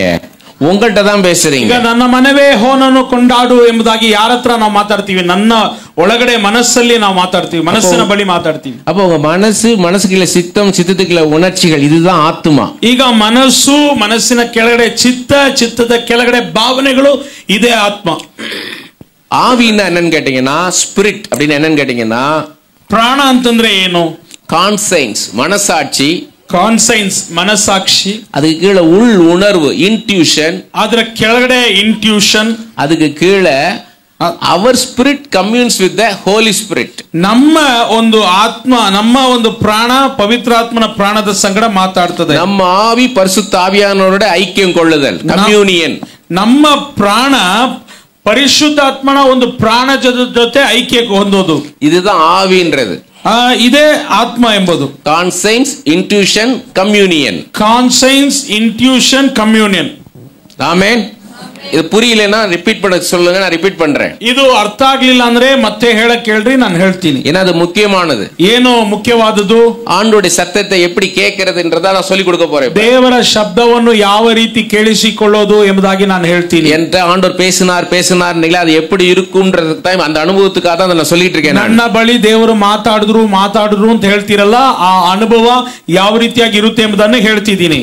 உங்க மனசு சொல்லும் புவர் பீப்புளுக்கு ஹெல்ப் பண்ணுன்னு சொல்லும். ಈಗ ನಿಮ್ಮ ಮನಸ್ಸು ಹೇಳ್ತದೆ ಬಡವರಿಗೆ ಸಹಾಯ ಮಾಡು ಎಂಬುದಾಗಿ. உங்க மனசாட்சி சொல்லும் யாருக்கு கொடுக்கணும் யாருக்கு கொடுக்க கூடாதுன்றத சொல்லும். ನಿಮ್ಮ ಮನಸ್ಸಾಕ್ಷಿ ಹೇಳ್ತದೆ ಯಾರಿಗೆ ಕೊಡಬೇಕು ಯಾರಿಗೆ ಕೊಡಬಾರದು ಎಂಬುದಾಗಿ. இவனுக்கு 2 கை 2 கால் கண்ணு காது எல்லாம் சரியா தான் இருக்கு, இவனுக்கு கொடுக்க வேண்டாம். ಈ ವ್ಯಕ್ತಿಗೆ 2 ಕಣ್ಣು 2 ಕೈ 2 ಕಾಲು ಎಲ್ಲವೂ ಸರಿಯಾಗಿದೆ, ಇವನಿಗೆ ಕೊಡಬೇಡ. இவனுக்கு 2 கால் இல்ல, யாராவது இவனுக்கு ஒரு ஊனுகோல் கூட வச்சு நடத்திட்டு போயிடலாம். ಈಗ ಇವನಿಗೆ 2 ಕಾಲಿಲ್ಲ, ಯಾರಾದ್ರೂ ಇವನಿಗೆ ಒಂದು ಕಂಬ ಕೊಟ್ರೆ ಅದನ್ನ ಹಿಡ್ಕೊಂಡು ನಡ್ಕೊಂಡು ಹೋಗ್ಬೋದು. 2 கண்ணு இல்லாதவன யாராவது கையை பிடிச்சு கூட்டு போயிடலாம். 2 ಕಣ್ಣು ಇಲ್ಲದೆ ಇರೋವನ್ನ ಯಾರಾದ್ರೂ ಒಬ್ರು ಕೈ ಹಿಡಿದು ದಾರಿ ತೋರಿಸಬಹುದು. 2 ಕೈ இல்லாதவன ஒண்ணும் செய்ய முடியாது. 2 ಕೈ ಇಲ್ಲದೆ ಇರೋವನ ಹತ್ರ ಏನು ಮಾಡಕ್ ಆಗಲ್ಲ. அவனுக்கு கொடுன்னு உங்க மனசாட்சி பேசும். ಅವನಿಗೆ ಕೊಡು ಎಂಬುದಾಗಿ ನಿಮ್ಮ ಮನಸ್ಸಾಕ್ಷಿ, உங்க மனசாட்சி பகுத்து பார்த்து சொல்றது. ಇದನ್ನೆಲ್ಲ ನಿಮ್ಮ ಮನಸ್ಸಾಕ್ಷಿ ಸರಿ ಮಾಡಿ ಹೇಳುತ್ತದೆ. ஆமென். ಆಮೆನ್. ஃபாலோ பண்ண முடியுதா? ಫಾಲೋ ಮಾಡ್ತಿದ್ದೀರಾ? எத்தனை பேரால ஃபாலோ பண்ண முடியுது? ಎಷ್ಟು ಮಂದಿ ಫಾಲೋ ಮಾಡ್ತಿದ್ದೀರಾ? எத்தனை பேருக்கு புரியுது? ಎಷ್ಟು ಮಂದಿಗೆ ಅರ್ಥ ಆಗ್ತಿದೆ? கை வைத்து காமிச்சீங்கன்னா நல்லா இருக்கும். ಕೈ ಎತ್ತಿ ತೋರಿಸಿದ್ರೆ ಚೆನ್ನಾಗಿರ್ತದೆ. நல்லா ಕೈ ತಟ್ಟುங்க. ಎಲ್ಲ ಚೆನ್ನಾಗಿ ಕೈಗಳನ್ನ ತಟ್ರಿ. இப்ப எதுக்காக கை தட்டினீங்க? ಯಾಕೆ ಕೈಗಳನ್ನು ತಟ್ಟಿದ್ರಿ? எதுக்காக உங்களை கை தட்ட சொன்னேன்? ಯಾಕೆ ನಿಮ್ಮನ್ನ ಕೈ ತಟ್ಟಕ್ ಹೇಳ್ದೆ? நல்லா புரிஞ்சிச்சுன்றதுக்கு கை தட்டுறது. ಚೆನ್ನಾಗಿ ಅರ್ಥ ಆಯ್ತು ಎಂಬುದನ್ನು ಅಂಗೀಕಾರ ಮಾಡೋರ ವಿಧಾನ ಅದು ಕೈ ತಟ್ಟೋದು. ஒரு புதிய விஷயத்தை, ஆழமான விஷயத்தை தெரிந்து கொண்டேன்ற சந்தோஷத்தை தெரிவிக்கிறதுக்கு கை தட்டுறது. ಒಂದು ಹೊಸ ಕಾರ್ಯ, ಆಳವಾದ ಸತ್ಯವನ್ನು ಈ ದಿನ ತಿಳ್ಕೊಂಡೆ ಎಂಬುದಕ್ಕಾಗಿ ಕೈ ತಟ್ತಾರೆ. இந்த ஒரு நல்ல தருணத்தை இயேசு எனக்கு கொடுத்தாரே, இயேசுவே உமக்கு மகிமைன்னு சொல்லி கை தட்டுறது. ಈ ಒಳ್ಳೆ ಸಮಯವನ್ನು ಯೇಸುವೆ ನನಗೆ ಕೊಟ್ರಲ್ಲ, ನಿಮಗೆ ಮಹಿಮೆ ಉಂಟಾಗ್ಲಿ ಎಂಬುದಾಗಿ ಕೈಗಳನ್ನು ತಟ್ಟೋದು. அடுத்தது ಮುಂದೆ முக்கியமான காரியம், ಮುಖ್ಯವಾದ ಕಾರ್ಯ, எனக்கு முக்கியமான காரியம், ನನಗೆ ಬಹು ಮುಖ್ಯವಾದ ಕಾರ್ಯ. நீங்க கை தட்டும் போது நான் உற்சாகமாவேன். ನೀವು ಕೈಯನ್ನು ತಟ್ಟುವಾಗ ನಾನು ಉತ್ಸಾಹವಂತೀನಿ. கர்த்தரை மகிமைப்படுத்த அவருடைய பிரசன்னம் எழும்பிக்கிட்டே இருக்கும். ದೇವರನ್ನ ಮಹಿಮೆ ಪಡಿಸುತ್ತಾ ಆತನ ಪ್ರಸನ್ನತೆ ಎದ್ದೊಳ್ತಾ ಇರ್ತದೆ. ஏதோ தேவ பிரசனம் வெளியிருந்து உள்ளே இறங்குறது கிடையாது. ಏನೋ ದೇವರ ಪ್ರಸನ್ನತೆ ಹೊರಗಡೆಯಿಂದ ಒಳಗಡೆ ಬರೋದಲ್ಲ. நிறைய பேர் வாருமையானுங்க, அது இல்ல, அது தவறு. ತುಂಬಾ ಜನ ಬನ್ನಿ ಅಯ್ಯ ಅಂತಾರೆ, ಅದು ತಪ್ಪು. ஏற்கனவே உங்களுக்குள்ள இருக்கிறாரு, ಈಗಾಗಲೇ ನಿಮ್ ಒಳಗಡೆ ಇದ್ದಾರೆ, அது மேனிஃபெஸ்ட் ஆகணும். ಅದು ಮ್ಯಾನಿಫೆಸ್ಟ್ ಆಗ್ಬೇಕು. நீ அதனாலதான் பாடும்போது என்ன ஆகும்னா, என்ன பாட்டை பாடுனா உங்களை மறக்கணுமோ அந்த பாட்டை பாடணும். ಈಗ ಯಾವ ಹಾಡು ಹಾಡಿದ್ರೆ ನಾವು ನಮ್ಮನ್ನು ಮರಿತೀವೋ ಆ ಹಾಡನ್ನು ಹಾಡಬೇಕು. அப்ப நீ என்ன பண்ணணும், ஆண்டவர்கிட்ட கேட்கணும், ஆண்டவரே என்ன பாட்டை பாட. ಆಗ ನೀವು ದೇವರ ಬಳಿ ಕೇಳಬೇಕು, ಸ್ವಾಮಿ என்ன பாட்டை பாடன்னு கேட்கணும். ನಾನು ಯಾವ ಹಾಡನ್ನು ಹಾಡ್ಲಿ ಎಂಬುದಾಗಿ. அப்ப ஆண்டவர் உங்களுக்கு ஞாபகப்படுத்துவார். ಆಗ ದೇವರು ನಿಮಗೆ ಜ್ಞಾಪಕ ಪಡಿಸುತ್ತಾರೆ. இந்த பாட்டுன்னு உடனே சொல்லிட மாட்டாரு. ಈ ಹಾಡು ಎಂಬುದಾಗಿ ತಕ್ಷಣವೇ ಹೇಳೋದಿಲ್ಲ. உங்களுக்கு என்னெல்லாம் பாட்டு நல்லா பிடிக்குமோ எல்லா பாட்டையும் வரிசையா உங்களுக்கு ஞாபகப்படுத்துவார். ಈಗ ನಿಮಗೆ ಯಾವುದೆಲ್ಲ ಹಾಡುಗಳು ಇಷ್ಟ ಆಗ್ತದೋ ಅದನ್ನೆಲ್ಲ ಒಂದು ಪಟ್ಟಿಯಲ್ಲಿ ನಿಮಗೆ ಜ್ಞಾಪಿಸ್ತಾರೆ. வேறொரு ஆசை இல்லை இயேசுராஜா, ಬೇರೆ ಏನು ಆಸೆ ಇಲ್ಲ ಯೇಸುರಾಜ, உன்னத தேவனே, ಉನ್ನತ ದೇವನೇ, உம்மை நோக்கி பார்க்கிறேன், ನಿಮ್ಮನ್ನು ನೋಡ್ತಾ ಇದ್ದೇನೆ. இப்படி வரிசையா பாடல்கள் எல்லாம் காமிப்பார். ಎಲ್ಲವೂ ಕೂಡ ಒಂದು ಪಟ್ಟಿಯ ರೂಪದಲ್ಲಿ ನಿಮಗೆ ತೋರಿಸ್ತಾರೆ. இது ஒரு டூர் மாதிரி மடமட நடக்கும். ಇದು ಒಂದು ಟೂರ್ ಹಾಗೆ ಬೇಗ ನಡೀತದೆ. கண்ணு மூடி திறக்கிறதுக்குள்ள இதெல்லாம் வரிசையா உங்களுக்கு ஞாபகத்துக்கு வரும். ಕಣ್ಣು ಮುಚ್ಚಿ ತೆರೆಯೋದ್ರಷ್ಟರಲ್ಲಿ ಇದೆಲ್ಲವೂ ಕೂಡ ಲೈನ್ ಆಗಿ ನಿಮಗೆ ಜ್ಞಾಪಕ ಬರುತ್ತೆ. இப்ப என்ன ஆகும்னா, உங்களுக்கு இந்த பாட்டை பாடலான்னு ஒரு பாட்டு ஃபைனலா உங்களுக்கு வரும். ಫೈನಲ್ ಆಗಿ ಈ ಹಾಡನ್ನು ಹಾಡೋಣ ಎಂಬುದಾಗಿ ನಿಮಗೆ ಬರ್ತದೆ. தேவனே நீர் என் தேவன், தேடுவேன் ஆர்வமுடன். தேவனே நீர் என் தேவன், தேடுவேன் ஆர்வமுடன். இது என்ன, நான் டெசிஷன் எடுத்தேன், நீங்க வாசித்துட்டே இருங்க பிரதர், நீங்க அந்த பாட்டை வாசித்துட்டே இருங்க. இப்ப நான் டெசிஷன் எடுத்தேன். ಈಗ ನಾನು ತೀರ್ಮಾನ ತೆಗೆದುಕೊಂಡೆ. தேவனே என் தேவான்றது சரணம், பல்லவி கிடையாது, சரணம். ದೇವರೇ ನೀರು ನನ್ನ ದೇವರು ಎಂಬುದು ಪಲ್ಲವಿ ಅಲ್ಲ, ಚರಣಂ. ಅದು இதுல இருந்து நான் தொடங்கணும்னு எனக்குள்ள என் ஆவில தோணுச்சு. ಇಲ್ಲಿಂದ ನಾನು ಪ್ರಾರಂಭಿಸಬೇಕು ಎಂಬುದಾಗಿ ನನ್ನ என்னுடைய ஆத்மால இருக்கிற மனசுல இருந்து தான் இது ஸ்டார்ட் ஆச்சு. ನನ್ನ ಆತ್ಮದಲ್ಲಿರುವಂತ ಮನಸ್ಸಿನಿಂದ ಇದು ಪ್ರಾರಂಭವಾಯಿತು. இப்ப நான் பாடிட்டே இருந்தேன்னா என் ஆத்மாக்குள்ள தான் நான் இருப்பேன். ಈಗ ನಾನು ಹಾಡ್ತಾ ಇದ್ರೆ ನನ್ನ ಆತ್ಮದಲ್ಲಿ ನಾನು ಇರ್ತೀನಿ. ஆனா ஆவியானவர் என் ஆவியோட தான் இடைப்படுவார். ಆದ್ರೆ ಆ ಪವಿತ್ರಾತ್ಮನು ನನ್ನ ಆತ್ಮದ ಸಂಗಡ ಒಂದುಗೂಡ್ತಾನೆ. அப்ப என் ஆத்மாக்குள்ள இருந்து என் ஆவிக்குள்ள நான் போகணும். ಈಗ ನನ್ನ ಒಂದು ಪ್ರಾಣದಿಂದ ನನ್ನ ಆತ್ಮದ ಒಳಗಡೆ ನಾನು ಹೋಗ್ಬೇಕು. என்னைய மறந்தாதான் தேவ பிரசன்னம் வரும். ನನ್ನನ್ನ ಮರೆತ್ರೇನೆ ದೇವರ ಸಮ್ಮುಖ ಬರ್ತದೆ. இப்ப திரும்ப பாருங்க, ಈಗ ಮತ್ತೆ ನೋಡಿ எப்படி டிராவல் ஆகிறது ஆத்மால இருந்து ஆவிக்கு. ಹೆಂಗೆ ಪ್ರಾಣದಿಂದ ಆತ್ಮಕ್ಕೆ ನಾವು ಪ್ರಯಾಣ ಮಾಡ್ತೀವಿ. தேவனே நீர் என் தேவன், தேடுவேன் ஆர்வமுடன். ரபகதல நமரோரோ லிகதர, அப்படி டங்ஸ்ல பாட ஆரம்பிக்கணும். ஒலமஹதர கபரோ லிமஹதர கபரோ லிமஹதர மஹலரோ லாரனோ দলো হবরাকাতাল নমগদরি নিমাগদরা লাগাদর নমগদলনারা লিমেকাতারা কবরনো লিমেকাতারা মারাকাদরো ರಿಮಹದಲಗದರರೋ. ಹೋಗಲು ದೇವರ ಪ್ರಸನ್ನತೆಯಲ್ಲಿ ಹಾದು ಹೋಗಲು ಈ ಅನ್ಯ ಭಾಷೆ ಬೇಕಾಗಿದೆ. ಆದ ಕಾರಣ ಈ ಒಂದು ಮ್ಯೂಸಿಕ್ ಕೂಡ ನಮಗೆ ಬೇಕಾಗಿದೆ. அப்ப எனக்குள்ள பேசுறத நீங்களும் கேட்கணுமா? ಈಗ ನನ್ನೊಳಗಡೆ ಮಾತಾಡೋದನ್ನ ನೀವು ಕೇಳಬೇಕಾ ಇಲ್ವಾ? எத்தனை பேருக்கு ஆசை இருக்கு? ಎಷ್ಟು ಮಂದಿಗೆ ಆಸೆ ಇದೆ? உள் உணர்வு, மனசு பேசுறத சொன்னேன், மனசாட்சி பேசுறத சொன்னேன். ಈಗ ಮನಸ್ಸು ಮಾತಾಡೋದು, ಮನಸ್ಸಾಕ್ಷಿ ಅದ ಜೊತೆಗೆ ಮಾತಾಡೋದು ಎಲ್ಲ ಹೇಳಿದೆ. உள் உணர்வு எப்படி பேசும் கேட்டீங்கன்னா, ಈಗ ನಮ್ಮ ಅಂತಃಪ್ರಜ್ಞೆ ಹೆಂಗ್ ಮಾತಾಡುತ್ತೆ ಅಂತಂದ್ರೆ, ஒரு தடவை நாங்க கார்ல டிராவல் பண்ணிட்டு இருக்கிறோம். ಈಗ ಒಂದಿನ ನಾವು ಕಾರಲ್ಲಿ ಟ್ರಾವೆಲ್ ಮಾಡ್ತಿದ್ದೋ. நான் கார்ல பேக் சீட்ல உட்கார்ந்து இருக்கிறேன். ಈಗ ಕಾರಲ್ಲಿ ಬ್ಯಾಕ್ ಸೀಟ್ ಅಲ್ಲಿ ಕುತ್ಕೊಂಡಿದ್ದೀವಿ. லெஃப்ட் சைடு உட்கார்ந்து இருக்கிறேன். ಲೆಫ್ಟ್ ಸೈಡ್ ಅಲ್ಲಿ ಕುತ್ಕೊಂಡಿದೀವಿ. ಹೈವೇಸ್ல போயிட்டு இருக்கு கார். ಒಂದು ಹೈವೇಸ್ ಅಲ್ಲಿ ಕಾರ್ ಹೋಗ್ತಾ ಇದೆ. நல்ல 120 130ல போயிட்டு இருக்கு. ಈಗ 120 130 ಕಿಲೋಮೀಟರ್ ವೇಗದಲ್ಲಿ ಹೋಗ್ತಿದೆ. திடீர்னு எனக்குள்ள தோணுது, இந்த கார்ல ஏதோ ஒரு அசம்பாவிதம் நடக்க போகுது. ದಿಢೀರ್ ಅಂತ ನನಗೆ ಏನೋ ಈ ರೀತಿಯಾಗಿ ಒಂದು ಭಾವನೆ ಬರ್ತಾ ಇದೆ, ಈ ಕಾರಲ್ಲಿ ಏನೋ ಒಂದು ಗಲಿಬಿಲಿ ನಡೆಯಕ್ಕಿದೆ ಎಂಬುದಾಗಿ. ஏதோ something wrong is going to happen in this car அப்படின்னு எனக்குள்ள தோணுது. ಕಾರಲ್ಲಿ ಈಗ ಏನೋ ಒಂದು ಕೆಟ್ಟು ಹೋಗ್ಲಿಕ್ಕಿದೆ ಅಥವಾ ತಪ್ಪು ನಡೀಲಿಕ್ಕಿದೆ ಎಂಬುದಾಗಿ ನನಗೆ ಆ ಒಂದು ಭಾವನೆ ಬರ್ತಾ ಇದೆ. நான் சடனா அந்த டிரைவ் பண்ற ஃப்ரெண்ட நிறுத்துங்கன்னா அந்த ஸ்பீடுக்கு பிரேக் போட்டா டாப்ல ஆயிரும். ಈಗ ಸಡನ್ ಆಗಿ ತಕ್ಷಣವೇ ನಿಲ್ಲಿಸ್ರಿ ಎಂಬುದಾಗಿ ನಾನು ಡ್ರೈವರ್ಗೆ ಹೇಳಿದ್ರೆ, ಅವ್ರು ಆ ಸ್ಪೀಡ್ ಅಲ್ಲಿ ಬ್ರೇಕ್ ಅನ್ನು ಒತ್ತಿದ್ರೆ ಅದು ಆ ಟಾಪ್ ಅಲ್ಲಿ ಆಗ್ಬಿಡುತ್ತೆ, ತಲೆ ಕೆಳಗಡೆ ಬಿದ್ದ್ಬಿಡುತ್ತೆ. நான் மெதுவா அவர் தொட்டேன். ನಾನು ನಿಧಾನವಾಗಿ ಅವ್ರು ಮುಟ್ಟದೆ, பிரதர் கொஞ்சம் நிப்பாட்டுங்க, ಬ್ರದರ್ ಸ್ವಲ್ಪ ನಿಲ್ಸಿ ಎಂಬುದಾಗಿ ಹೇಳಿದೆ. அவர் 120 30ல போனவர் மெதுவா 100 80 16 வந்து நிறுத்தினார். ಈಗ 130ರಲ್ಲಿ ಹೋದವರು 100 80 60 ಎಂಬುದಾಗಿ ಬಂದು ನಿಲ್ಲಿಸಿದ್ರು ಗಾಡಿನ. நிறுத்தின அடுத்த செகண்ட் இந்த சைடுல இந்த டயர் வெடிச்சிருச்சு. ಈಗ ಅವರು ನಿಲ್ಲಿಸಿದ ಆ ನೆಕ್ಸ್ಟ್ ಸೆಕೆಂಡ್ ನನ್ನ ಕಡೆ ಇದ್ದಂತ ಟೈರ್ ಬ್ಲಾಸ್ಟ್ ಆಯ್ತು. இது உள் உணர்வு நம்மளோட பேசுறது. ಇದು ನಮ್ಮ ಅಂತಃಪ್ರಜ್ಞೆ ನಮ್ಮ ಸಂಗಡ ಮಾತಾಡೋದು. திடீர்னு தோணும், இப்ப நம்மளுக்கு இந்த இடத்துல இந்த காரியம் நடக்க போகுதுன்னு தோணும், நடக்கும். ಈಗ ಈ ಜಾಗದಲ್ಲಿ ಈ ಕಾರ್ಯ ನಡೀತದೆ ಎಂಬುದಾಗಿ ನಮಗೆ ಅನಿಸ್ತದೆ, ಆಗ ಅದು ನಡೀತದೆ. ஏன்னா இது ஆவிக்குரிய உலகத்தை நம்ம உள் உணர்வு சென்ஸ் பண்ணும். ಈಗ ಈ ಆತ್ಮಿಕ ಲೋಕವನ್ನು ನಮ್ಮ ಅಂತಃಪ್ರಜ್ಞೆ ಅದನ್ನ ಬಂದ್ಬಿಟ್ಟು ಸೆನ್ಸ್ ಮಾಡುತ್ತೆ. சிலரை பார்த்த உடனே இவங்க நல்லவங்க என்று தோணும். ಕೆಲವರನ್ನ ನೋಡಿದ ತಕ್ಷಣ ಇವರು ಒಳ್ಳೆಯವರು ಎಂಬುದಾಗಿ ನಮಗೆ ಕಾಣಿಸ್ತದೆ. சிலரை பார்த்த உடனே இவங்க சரி கிடையாதுன்னு தோணும். ಕೆಲವರನ್ನ ನೋಡಿದ ತಕ್ಷಣ ಇವರು ಸರಿ ಇಲ್ಲ ಎಂಬುದಾಗಿ ಹೇಳ್ತಾರೆ. ವಿತೌಟ್ ಎನಿ ರೀಸನ್ಸ್, ಯಾವುದೇ ಒಂದು ಕಾರಣ ಇಲ್ಲದೆ, காரண காரியம் இல்லாமலே இவங்க நல்லவங்க இவங்க கெட்டவங்கன்னு தோணும். ಕಾರಣ ಕಾರ್ಯಗಳು ಇಲ್ಲದೆ ಇವರು ಒಳ್ಳೆಯವರು ಇವರು ಕೆಟ್ಟವರು ಎಂಬುದಾಗಿ ನಮಗೆ ಅನಿಸ್ತದೆ. அதுதான் உள் உணர்வு நமக்குள்ள பேசுறது. ಅದೇ ನಮ್ಮ ಒಳಗಿನ ಆ ಒಂದು ಪ್ರಜ್ಞೆ, ಅಂತಃಪ್ರಜ್ಞೆ ನಮ್ಮ ಸಂಗಡ ಮಾತಾಡೋದು.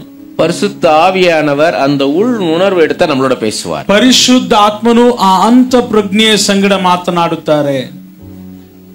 ஆமென் ಆಮೇನ್. புரிஞ்சுச்சுன்னா கை தட்டணும். ಅರ್ಥ ಆದ್ರೆ ಕೈ ತಟ್ಟಬೇಕು.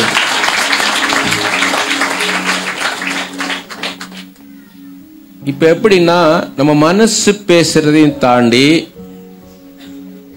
நம்ம மனசாட்சி பேசுறதையும் தாண்டி, நம்ம உள் உணர்வு எடுத்து பரிசுத்தாவினர் பேசுறதுக்கு பேர் தான் தியானம்ன்றது. ಈಗ ನಮ್ಮ ಮನಸ್ಸು ಮಾತಾಡೋದಕ್ಕೆ ಹಾದಿ ಅದನ್ನ ದಾಟಿ, ನಮ್ಮ ಮನಸ್ಸಾಕ್ಷಿ ಮಾತಾಡೋದನ್ನ ದಾಟಿ, ನಮ್ಮ ಅಂತಃಪ್ರಜ್ಞೆಯಲ್ಲಿ ಮಾತಾಡ್ತದಲ್ಲ, ಅದೇ ಧ್ಯಾನ ಅಂತ ಹೇಳೋದು. அப்ப நம்மள மறக்கணும், ದೇವ ಪ್ರಸನ್ನ ನಾವು போகணும். நம்ம ಈಗ ಅದು ನಡಿಬೇಕು ಅಂತಂದ್ರೆ ಮೊದಲನೇದಾಗಿ ನಾವು ನಮ್ಮನ್ನು ಮರೆತು ದೇವರ ಪ್ರಸನ್ನತೆಯಲ್ಲಿ ನಾವು ಹೋಗ್ಬೇಕು. நீ என்ன பண்ணணும்? டங்ஸ்ல பேசிக்கிட்டே இருக்கணும். ನೀವು ಏನ್ ಮಾಡ್ಬೇಕು? ವಾಣಿಗಳನ್ನ ಆಡ್ತಾ ಇರಬೇಕು. ஆனா உள்ளுக்குள்ள ஆண்டவரே என்னோட பேசும். ಆದ್ರೆ ಒಳಗಡೆ ದೇವರೇ ನನ್ನ ಸಂಗಡ டங்ஸ்ல பேசணும். ಈ ರೀತಿಯಾಗಿ ವಾಣಿಗಳನ್ನ ಆಡ್ತಾ ಇರಬೇಕು. ஆனா உள்ளுக்குள்ள ஆண்டவரே பேசும். ಆದ್ರೆ ಒಳಗಡೆ ದೇವರೇ ಮಾತನಾಡಿ, ஆண்டவரே என்னோட பேசுன்னு கேட்கணும். ದೇವರೇ ನನ್ನ ಸಂಗಡ ಮಾತನಾಡಿ. அதுதான் ஆவியோடும் பாடுவேன், கருத்தோடும் பாடுவேன், ஆவியோட விண்ணப்பம் பண்ணுவேன், கருத்தோட விண்ணப்பம் பண்ணுவேன்றது அதுதான். ಅದೇ ಆತ್ಮದಿಂದ ಆಡ್ತೇನೆ, ಬುದ್ಧಿಯಿಂದ ಆಡ್ತೇನೆ, ಆತ್ಮದಿಂದ ವಿಜ್ಞಾಪನೆ ಮಾಡ್ತೇನೆ, ಬುದ್ಧಿಯಿಂದ ವಿಜ್ಞಾಪನೆ ಮಾಡ್ತೇನೆ ಎಂಬುದಾಗಿ. என் மனசுல என்ன பண்ணேன்? தேவனே என் தேவனேன்னு நான் என்ன பண்ணேன்? பாடுனேன். ನನ್ನ ಮನಸ್ಸಿನಲ್ಲಿ ನಾನು ಏನ್ ಮಾಡಿದೆ? ದೇವರೇ ನನ್ನ ದೇವರೇ. என் ஆவில என்ன பண்ணேன்? லாடா பாகாதா லானாமா ஹதா ரோகோ போன்னு டங்ஸ்ல நான் ನನ್ನ பேசினேன். ಆತ್ಮದಲ್ಲಿ ನಾನು ಏನ್ ಮಾಡಿದೆ? ಈ ರೀತಿಯಾದ ವಾಣಿಗಳನ್ನ ಆಡಿ ನಾನು ಮಾತಾಡಿದೆ. சோ நம்ம முதல்ல மனசுல இருந்து ஸ்டார்ட் பண்ணணும், அப்படியே அந்நிய பாஷைகளா ஆவியில போயிடணும். ಮೊದಲನೇದಾಗಿ ನಾವು ಮನಸ್ಸಿನಿಂದ ಪ್ರಾರಂಭ ಮಾಡಿ ಅದೇ ರೀತಿಯಾಗಿ ಅನ್ಯ ಭಾಷೆಯಲ್ಲಿ ಆತ್ಮದ ಸಂಗಡ ಜೋಡಾಗಬೇಕು. ಫುಲ್ ಕಾನ್ಸಂಟ್ರೇಷನ್ல இருக்கணும். ಪೂರ್ತಿಯಾದ ಕಾನ್ಸಂಟ್ರೇಷನ್ ಇರಬೇಕು. ಎಕ್ಸ್ಪೆಕ್ಟೇಷನೋட இருக்கணும். ಎಕ್ಸ್ಪೆಕ್ಟೇಷನ್ಸ್. ஆண்டவர் பேச போறார். ದೇವರು ನನ್ನ ಸಮೇತ ಮಾತಾಡ್ತಾರೆ. ஆண்டவர் பேச போறார். ದೇವರು ನನ್ನ ಸಂಗಡ ಮಾತಾಡ್ತಾರೆ. இப்போ இந்த பிரதர் பத்தி எனக்கு ஒண்ணுமே தெரியாது. ಈ ಬ್ರದರ್ ಬಗ್ಗೆ ನನಗೇನು ಗೊತ್ತಿಲ್ಲ. நான் என்ன பண்றேன்னா, இவருக்காக நான் ஜெபிக்க போறேன். ಈಗ ಇವ್ರಿಗಾಗಿ ನಾನು ಪ್ರಾರ್ಥನೆ ಮಾಡ್ಲಿಕ್ಕಿದ್ದೇನೆ. என்ன பண்றேன்னு கேட்டீங்கன்னா, எதுக்கு கண்ணு மூடணும்னா கான்சென்ட்ரேஷனுக்கு. ಈಗ ಯಾಕೆ ನಾನು ಕಣ್ಣು ಮುಚ್ಚಬೇಕು ಅಂದ್ರೆ ಕಾನ್ಸಂಟ್ರೇಷನ್ಗಾಗಿ. இவரை மறக்கணும், ಇವರನ್ನ ಮರಿಬೇಕು, உங்களை எல்லாரையும் மறந்துடணும், ನಿಮ್ಮ ಎಲ್ಲರನ್ನ ಮರಿಬೇಕು, என்ன மறக்கணும், ನನ್ನನ್ನ ಮರಿಬೇಕು. ஆனா கான்சியஸா இருக்கணும், ಆದ್ರೆ ಕಾನ್ಶಿಯಸ್ ಆಗಿರ್ಬೇಕು, அலர்ட்டா இருக்கணும். ಅಲರ್ಟ್ ಆಗಿರ್ಬೇಕು. இயேசு கிறிஸ்து இவரை குறித்து பேச போறார். ಯೇಸು ಕ್ರಿಸ್ತನು ಈತನ ಬಗ್ಗೆ வச்சுட்டேன் நானு. ಈಗ ನಾನು ಇಟ್ಬಿಟ್ಟೆ, கை வச்சிட்டேன் இவர் மேல. ಈಗ ಕೈ ಇಟ್ಬಿಟ್ಟೆ ಇವ್ರ ಮೇಲೆ. ஓலாபா ஹதாரா காபா ரோகோதோ லிபி காபா ராகாதாரோ என் டங்ஸ்ல பேசுறேன் நானு. ಈಗ ಟಂಗ್ಸ್ ಅಲ್ಲಿ ಮಾತಾಡ್ತಿದ್ದೇನೆ ನಾನು. ஆனா ஆண்டவரே இவரை குறித்து பேசும். ಆದ್ರೆ ಒಳಗಡೆ ದೇವರೇ ಇವರ ಬಗ್ಗೆ ಮಾತನಾಡು. ஆண்டவரே இவரை குறித்து பேசும். ಆದ್ರೆ ದೇವರೇ ಇವರ ಬಗ್ಗೆ ಮಾತನಾಡು. ஓராபா காபா லாபா ராகாதாரோ. நான் ஃபர்ஸ்ட் இவர் தொட்ட உடனே, ಈಗ ನಾನು ಇವ್ರನ್ನ ಮುಟ್ಟಿದ ಕೂಡಲೇ அது எக்ஸ்பீரியன்ஸ்ல வந்து உங்களுக்கு சீக்கிரம் நடக்கும். ஆனா முதல்ல என்ன ஆகும், கொஞ்சம் டைம் எடுக்கும். ಈಗ ಅನುಭವದಲ್ಲಿ ನಿಮಗೆ ಬೇಗ ನಡೀತದೆ, ಪ್ರಾರಂಭಿಸುವಾಗ ನಿಮಗೆ ಸ್ವಲ್ಪ ಕಾಲ ತಗೊಳ್ತದೆ, ಟೈಮ್ ತಗೊಳ್ತದೆ. மகா பெரிதான காரியம் அப்படின்னு எனக்கு சொன்னார். ಈಗ ದೇವರು ದೊಡ್ಡ ಕಾರ್ಯ, ಮಹಾ ದೊಡ್ಡ ಕಾರ್ಯ ಎಂಬುದಾಗಿ ಹೇಳ್ತಾರೆ. மகா பெரிதான காரியங்களை நீ காண்பாய். ಮಹಾ ದೊಡ್ಡ ಕಾರ್ಯಗಳನ್ನ ನೀನ್ ನೋಡ್ತೀಯಾ? இது ஒண்ணு எனக்கு எங்கன்னா நான் அலர்ட் ஆகிறேன். பைபிள்ல இது எங்க இருக்கு? ஏன்னா வேர்ட் ஆஃப் காட் இல்லாம ஆண்டவர் பேச மாட்டார். ಈಗ ಇದು ಬೈಬಲ್ ಅಲ್ಲಿ ಎಲ್ಲಿದೆ? ವರ್ಡ್ ಆಫ್ ಗಾಡ್ ಇಲ್ಲದೆ ನಾನು ಮಾತಾಡಕ್ಕಾಗಲ್ಲ. இப்ப இயேசு கிறிஸ்து இங்க வந்தாலும் பைபிள்ல தான் பேசுவார். ಈಗ ಯೇಸು ಕ್ರಿಸ್ತು ಇಲ್ಲಿ ಬಂದ್ರು ಬೈಬಲ್ ಇಂದ ಮಾತಾಡ್ತಾರೆ. பைபிள் இல்லாத ஒரு காரியத்தை இயேசு பேச மாட்டார். ಬೈಬಲ್ ಇಲ್ಲದೆ ಒಂದು ಕಾರ್ಯವನ್ನ ಯೇಸು ಮಾತನಾಡೋದಿಲ್ಲ. எங்க இருக்குன்னா, யோவான் எழுதின சுவிசேஷம் 1ஆம் அதிகாரத்துல 45ல இருந்து 51 வசனம் பார்த்தீங்கன்னா, நாத்தான் வேலை பார்த்து ஆண்டவர் இந்த காரியத்தை சொல்றார். ಯೋಹಾನ 1ನೇ ಅಧ್ಯಾಯ 45ರಿಂದ 50 நாத்தானும் பெரிதான காரியங்களை நீ காண்பாய். ನಾತಾನಿಯೇಲ್ ಅನ್ನು ನೋಡಿ ದೇವರು ಹೇಳ್ತಾರೆ, ಇದಕ್ಕಿಂತ ದೊಡ್ಡ ಕಾರ್ಯಗಳನ್ನು ನೀನು ನೋಡ್ತೀಯ ಎಂಬುದಾಗಿ. ಅದಕ್ಕೆ ಯೇಸು ಆ ಅಂಜೂರದ ಮರದ ಕೆಳಗೆ ನಿನ್ನನ್ನು ನೋಡಿದೆನೆಂದು ನಾನು ನಿನಗೆ ಹೇಳಿದ ಮಾತ್ರದಿಂದ ನಂಬುತ್ತೀಯೋ? ಇದಕ್ಕಿಂತ ಹೆಚ್ಚಿನ ಕಾರ್ಯಗಳನ್ನು ನೋಡುವಿ ಅಂದನು. ಆಮೆನ್. ಆಮೆನ್. அடுத்த வசனம் படிங்க. ನೆಕ್ಸ್ಟ್ ಓದ್ರಿ. ಇದಲ್ಲದೆ ಅವನಿಗೆ, ನಾನು ನಿಮಗೆ ನಿಜ ನಿಜವಾಗಿ ಹೇಳುತ್ತೇನೆ, ಪರಲೋಕವು ತೆರೆದಿರುವುದನ್ನು ಮನುಷ್ಯ ಕುಮಾರನ ಮೇಲೆ ದೇವದೂತರು ಏರಿ ಹೋಗುತ್ತಾ ಇಳಿದು ಬರುತ್ತಾ ಇರುವುದನ್ನು ನೋಡುವಿರಿ ಎಂದು ಹೇಳಿದನು. ಆಮೆನ್. ಆಮೆನ್. தரிசனங்களை காண்பார் இவர். ಆಮೆನ್. ದರ್ಶನಗಳನ್ನು ನೋಡ್ತಾರೆ ಇವರು. இவர் தரிசனங்களை பார்க்க போறார். ಇವರು ದರ್ಶನಗಳನ್ನು ನೋಡ್ತಾರೆ. இவருக்குள்ள ஆசை, ಇವರೊಳಗಡೆ ಒಂದು ಆಸೆ. ஆமாவா? ஆமா. Praise the Lord. நல்ல கரங்களை தட்டி கர்த்தரை படுத்துவோமா? ஆமென். சோ இது எப்படி இருக்குன்னு கேட்டீங்கன்னா, ಇದು ಹೆಂಗಿರ್ತದೆ ಅಂತಂದ್ರೆ, பைபிள்ல தமிழ்ல வந்து அமர்ந்த மெல்லிய சப்தம்னு இருக்குது. ಈಗ ಒಂದು ಚಿಕ್ಕ ಶಬ್ದ ಎಂಬುದಾಗಿ, ಮೆಲ್ಲನೆ ಶಬ್ದ ಎಂಬುದಾಗಿ, ஸ்டில் ஸ்மால் வாய்ஸ் இருக்கு இங்கிலீஷ்ல. ಒಂದು ಮೆಲ್ಲನ ಶಬ್ದ. உள்ளுக்குள்ள அவர் நமக்கு பேசுறது வந்து அதிர்வு இல்லாம இருக்கும். ಒಳಗಡೆ ಅವರು ಮಾತಾಡೋದು ಯಾವುದೇ ರೀತಿಯಾದ ಒಂದು ಶೇಕ್ ಇಲ್ಲದೆ ಇರ್ತದೆ. இது எப்படி இருக்குன்னா, எல்லாரும் ஒரு நிமிஷம் கண்ணை மூடுங்க. ಈಗ ಎಲ್ಲರೂ ಒಂದು ನಿಮಿಷ ಕಣ್ಣುಗಳನ್ನು ಮುಚ್ಚಿ, எல்லாம் கான்சன்ட்ரேட் பண்ணுங்க ப்ளீஸ். ಎಲ್ಲ ಕಾನ್ಸಂಟ್ರೇಟ್ ಮಾಡ್ರಿ ದಯವಿಟ್ಟು. இது முக்கியமான டைம். ಇದು ಬಹಳ ಮುಖ್ಯವಾದ. எல்லாரும் கண்ணை மூடுங்க. ಎಲ್ಲ ಕಣ್ಣುಗಳನ್ನು ಮುಚ್ಚಿರಿ. உங்களுக்கு மிகவும் பிடித்தமான உங்களை நினைங்க. நீங்க எவ்வளவு பேரை பார்த்திருப்பீங்க, எவ்வளவு பேரை பார்த்திருப்பீங்க. ನೀವು ಎಷ್ಟೋ ಜನ ನೋಡಿರ್ತೀರಾ. உங்களுக்கு மிகவும் பிடித்தமான ஒரு மனுஷனையோ மனுஷியை நினைங்க. ನಿಮಗೆ ಬಹಳ ಇಷ್ಟವಾದ ಒಂದು ಮನುಷ್ಯ ಅಥವಾ ಮನುಷ್ಯ. இந்த மனுஷனை தான் எனக்கு ரொம்ப பிடிக்கும், இந்த மனுஷியை தான் எனக்கு ரொம்ப பிடிக்கும். பக்திக்காக நினைக்க கூடாது. நான் பாஸ்டர் நினைச்சேன், பாஸ்டர்மா நினைச்சேன்னு சொல்லக்கூடாது. ஜீசஸ் நினைச்சேன்னு சொல்லக்கூடாது. ನಾನು ಯೇಸುವನ್ನು ನೆನಪು ಮಾಡ್ಕೊಂಡೆ, ನಾನು ಪಾಸ್ಟರ್ ನೆನಪು ಮಾಡ್ಕೊಂಡೆ, ಪಾಸ್ಟರ್ಮ ನೆನಪು ಮಾಡ್ಕೊಂಡೆ ಹಂಗ ಹೇಳ್ಬಾರ್ದು. ஜீசஸ் இல்லாம, ಯೇಸು ಅಲ್ಲದೆ, பாஸ்டர் இல்லாம, பாஸ்டர் இல்லாம மிச்சவங்களை நினைங்க. ಪಾಸ್ಟರ್ ಇಲ್ಲದೆ, ಪಾಸ್ಟರ್ಮ ಇಲ್ಲದೆ ಬೇರೆಯವರು ನಿಮಗೆ ಇಷ್ಟವಾದವರ ಒಂದು ವ್ಯಕ್ತಿ. எனக்கு ரொம்ப இஷ்டம், ನನಗೆ ಇವರಂದ್ರೆ ಬಹಳ ಇಷ್ಟ. நினைச்சீங்கன்னா கண்ணை திறந்து பாருங்க. ನೆನೆಸಿದ್ರೆ நீங்க யார நினைச்சு உட்கார்ந்து பேசுங்க. யார நினைச்சு? ಯಾರು ನೆನೆಸಿ? அவங்க அப்பா ಅವರಪ್ಪ. முகத்தை மட்டும் நினைச்சு பாத்தீங்கன்னா முழு உருவம் நினைச்சு பாத்தீங்களா? அதான் அவரை நினைச்சு பாத்தீங்க. நீங்க அவங்க மம்மி எங்க இருக்காரு? அங்க உட்கார்ந்துட்டு உட்கார்ந்து இருக்க. கை தட்டுங்க போது. ரொம்ப பிடிச்ச மனுஷன் உங்களை நினைச்சிருக்கிறாங்க. எங்க அப்பா இவங்க அம்மாண்டாங்க, அப்பாண்டாங்க, அவங்க என் புருஷன்றாங்களே. புருஷன் கை தட்டிக்க வேண்டாம், அல்லே லூயான்னு கத்திருக்க வேண்டாம் நீங்க. ஆமென், அல்லேலூயா. நீங்க போகும்போது வீட்டுல சாப்பாடு இல்ல, போற வழியில ஹோட்டல்ல உங்களுக்கு வாங்கி கொடுத்தா கூட்டு போக போறாரு. நீங்க சிஸ்டர், அம்மா, அவங்க டாட்டர், அவங்க தாத்தா, அவங்க ஆண்டி, ஃப்ரெண்ட், அம்மா, இந்த சகோதரி நினைச்சீங்க.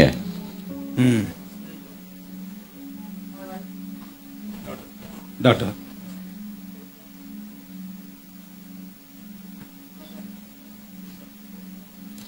இப்ப நினைச்சீங்க இல்லையா? ಈಗ ನೆನೆಸಿದ್ರಿ ಅಲ್ವಾ? திரும்ப கண்ண மூடுங்க. ಈಗ ಮತ್ತೆ ಕಣ್ಮುಚ್ಚ್ರಿ. திரும்ப கண்ண மூடுங்க. கண்முಚ್ಚ್ರಿ.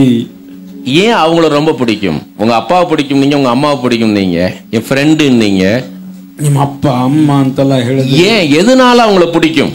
ಯಾಕೆ ಅವರಂದ್ರೆ ಇಷ್ಟ? அதை மட்டும் நினைங்க. ಅದನ್ನ ಮಾತ್ರ ನೆನೆಸಿ. Why you like your mother? Why you like your friend? Why you like your father? Why you like your husband? ಯಾಕೆ ನಿಮ್ಗೆ ನಿಮ್ ಗಂಡ ಆಗಿರ್ಬೋದು, ನಿಮ್ ಹೆಂಡತಿ ಆಗಿರ್ಬೋದು, ಅಪ್ಪ ಆಗಿರ್ಬೋದು, ಅಮ್ಮ ಆಗಿರ್ಬೋದು, ಅಣ್ಣ ಆಗಿರ್ಬೋದು, ತಂಗಿ ಆಗಿರ್ಬೋದು, ಅಕ್ಕ ಆಗಿರ್ಬೋದು, ಅಣ್ಣ ಆಗಿರ್ಬೋದು, ಇವರೆಲ್ಲ ಯಾಕೆ ನಿಮ್ಗೆ ಇಷ್ಟ? நினைச்சு பாருங்க, கண்ணை திறந்து பாருங்க. ನೆನೆಸಿದ್ರೆ ಕಣ್ ತೆಗೆದು ನೋಡ್ರಿ. ரொம்ப தாழ்மையா இருப்பார் அப்பா.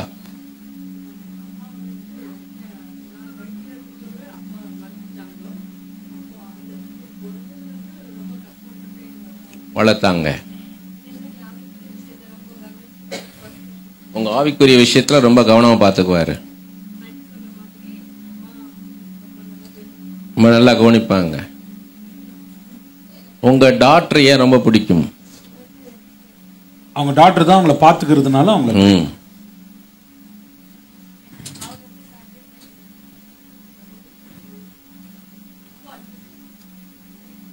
ಟೇಕ್ ಕೇರ್, ಸಪೋರ್ಟ್, ಪ್ರೀತಿಯಿಂದ ಇರ್ತಾರೆ, ಅನ್ಬೋರ್ಡ್ ಇರ್ಪಾಂಗ.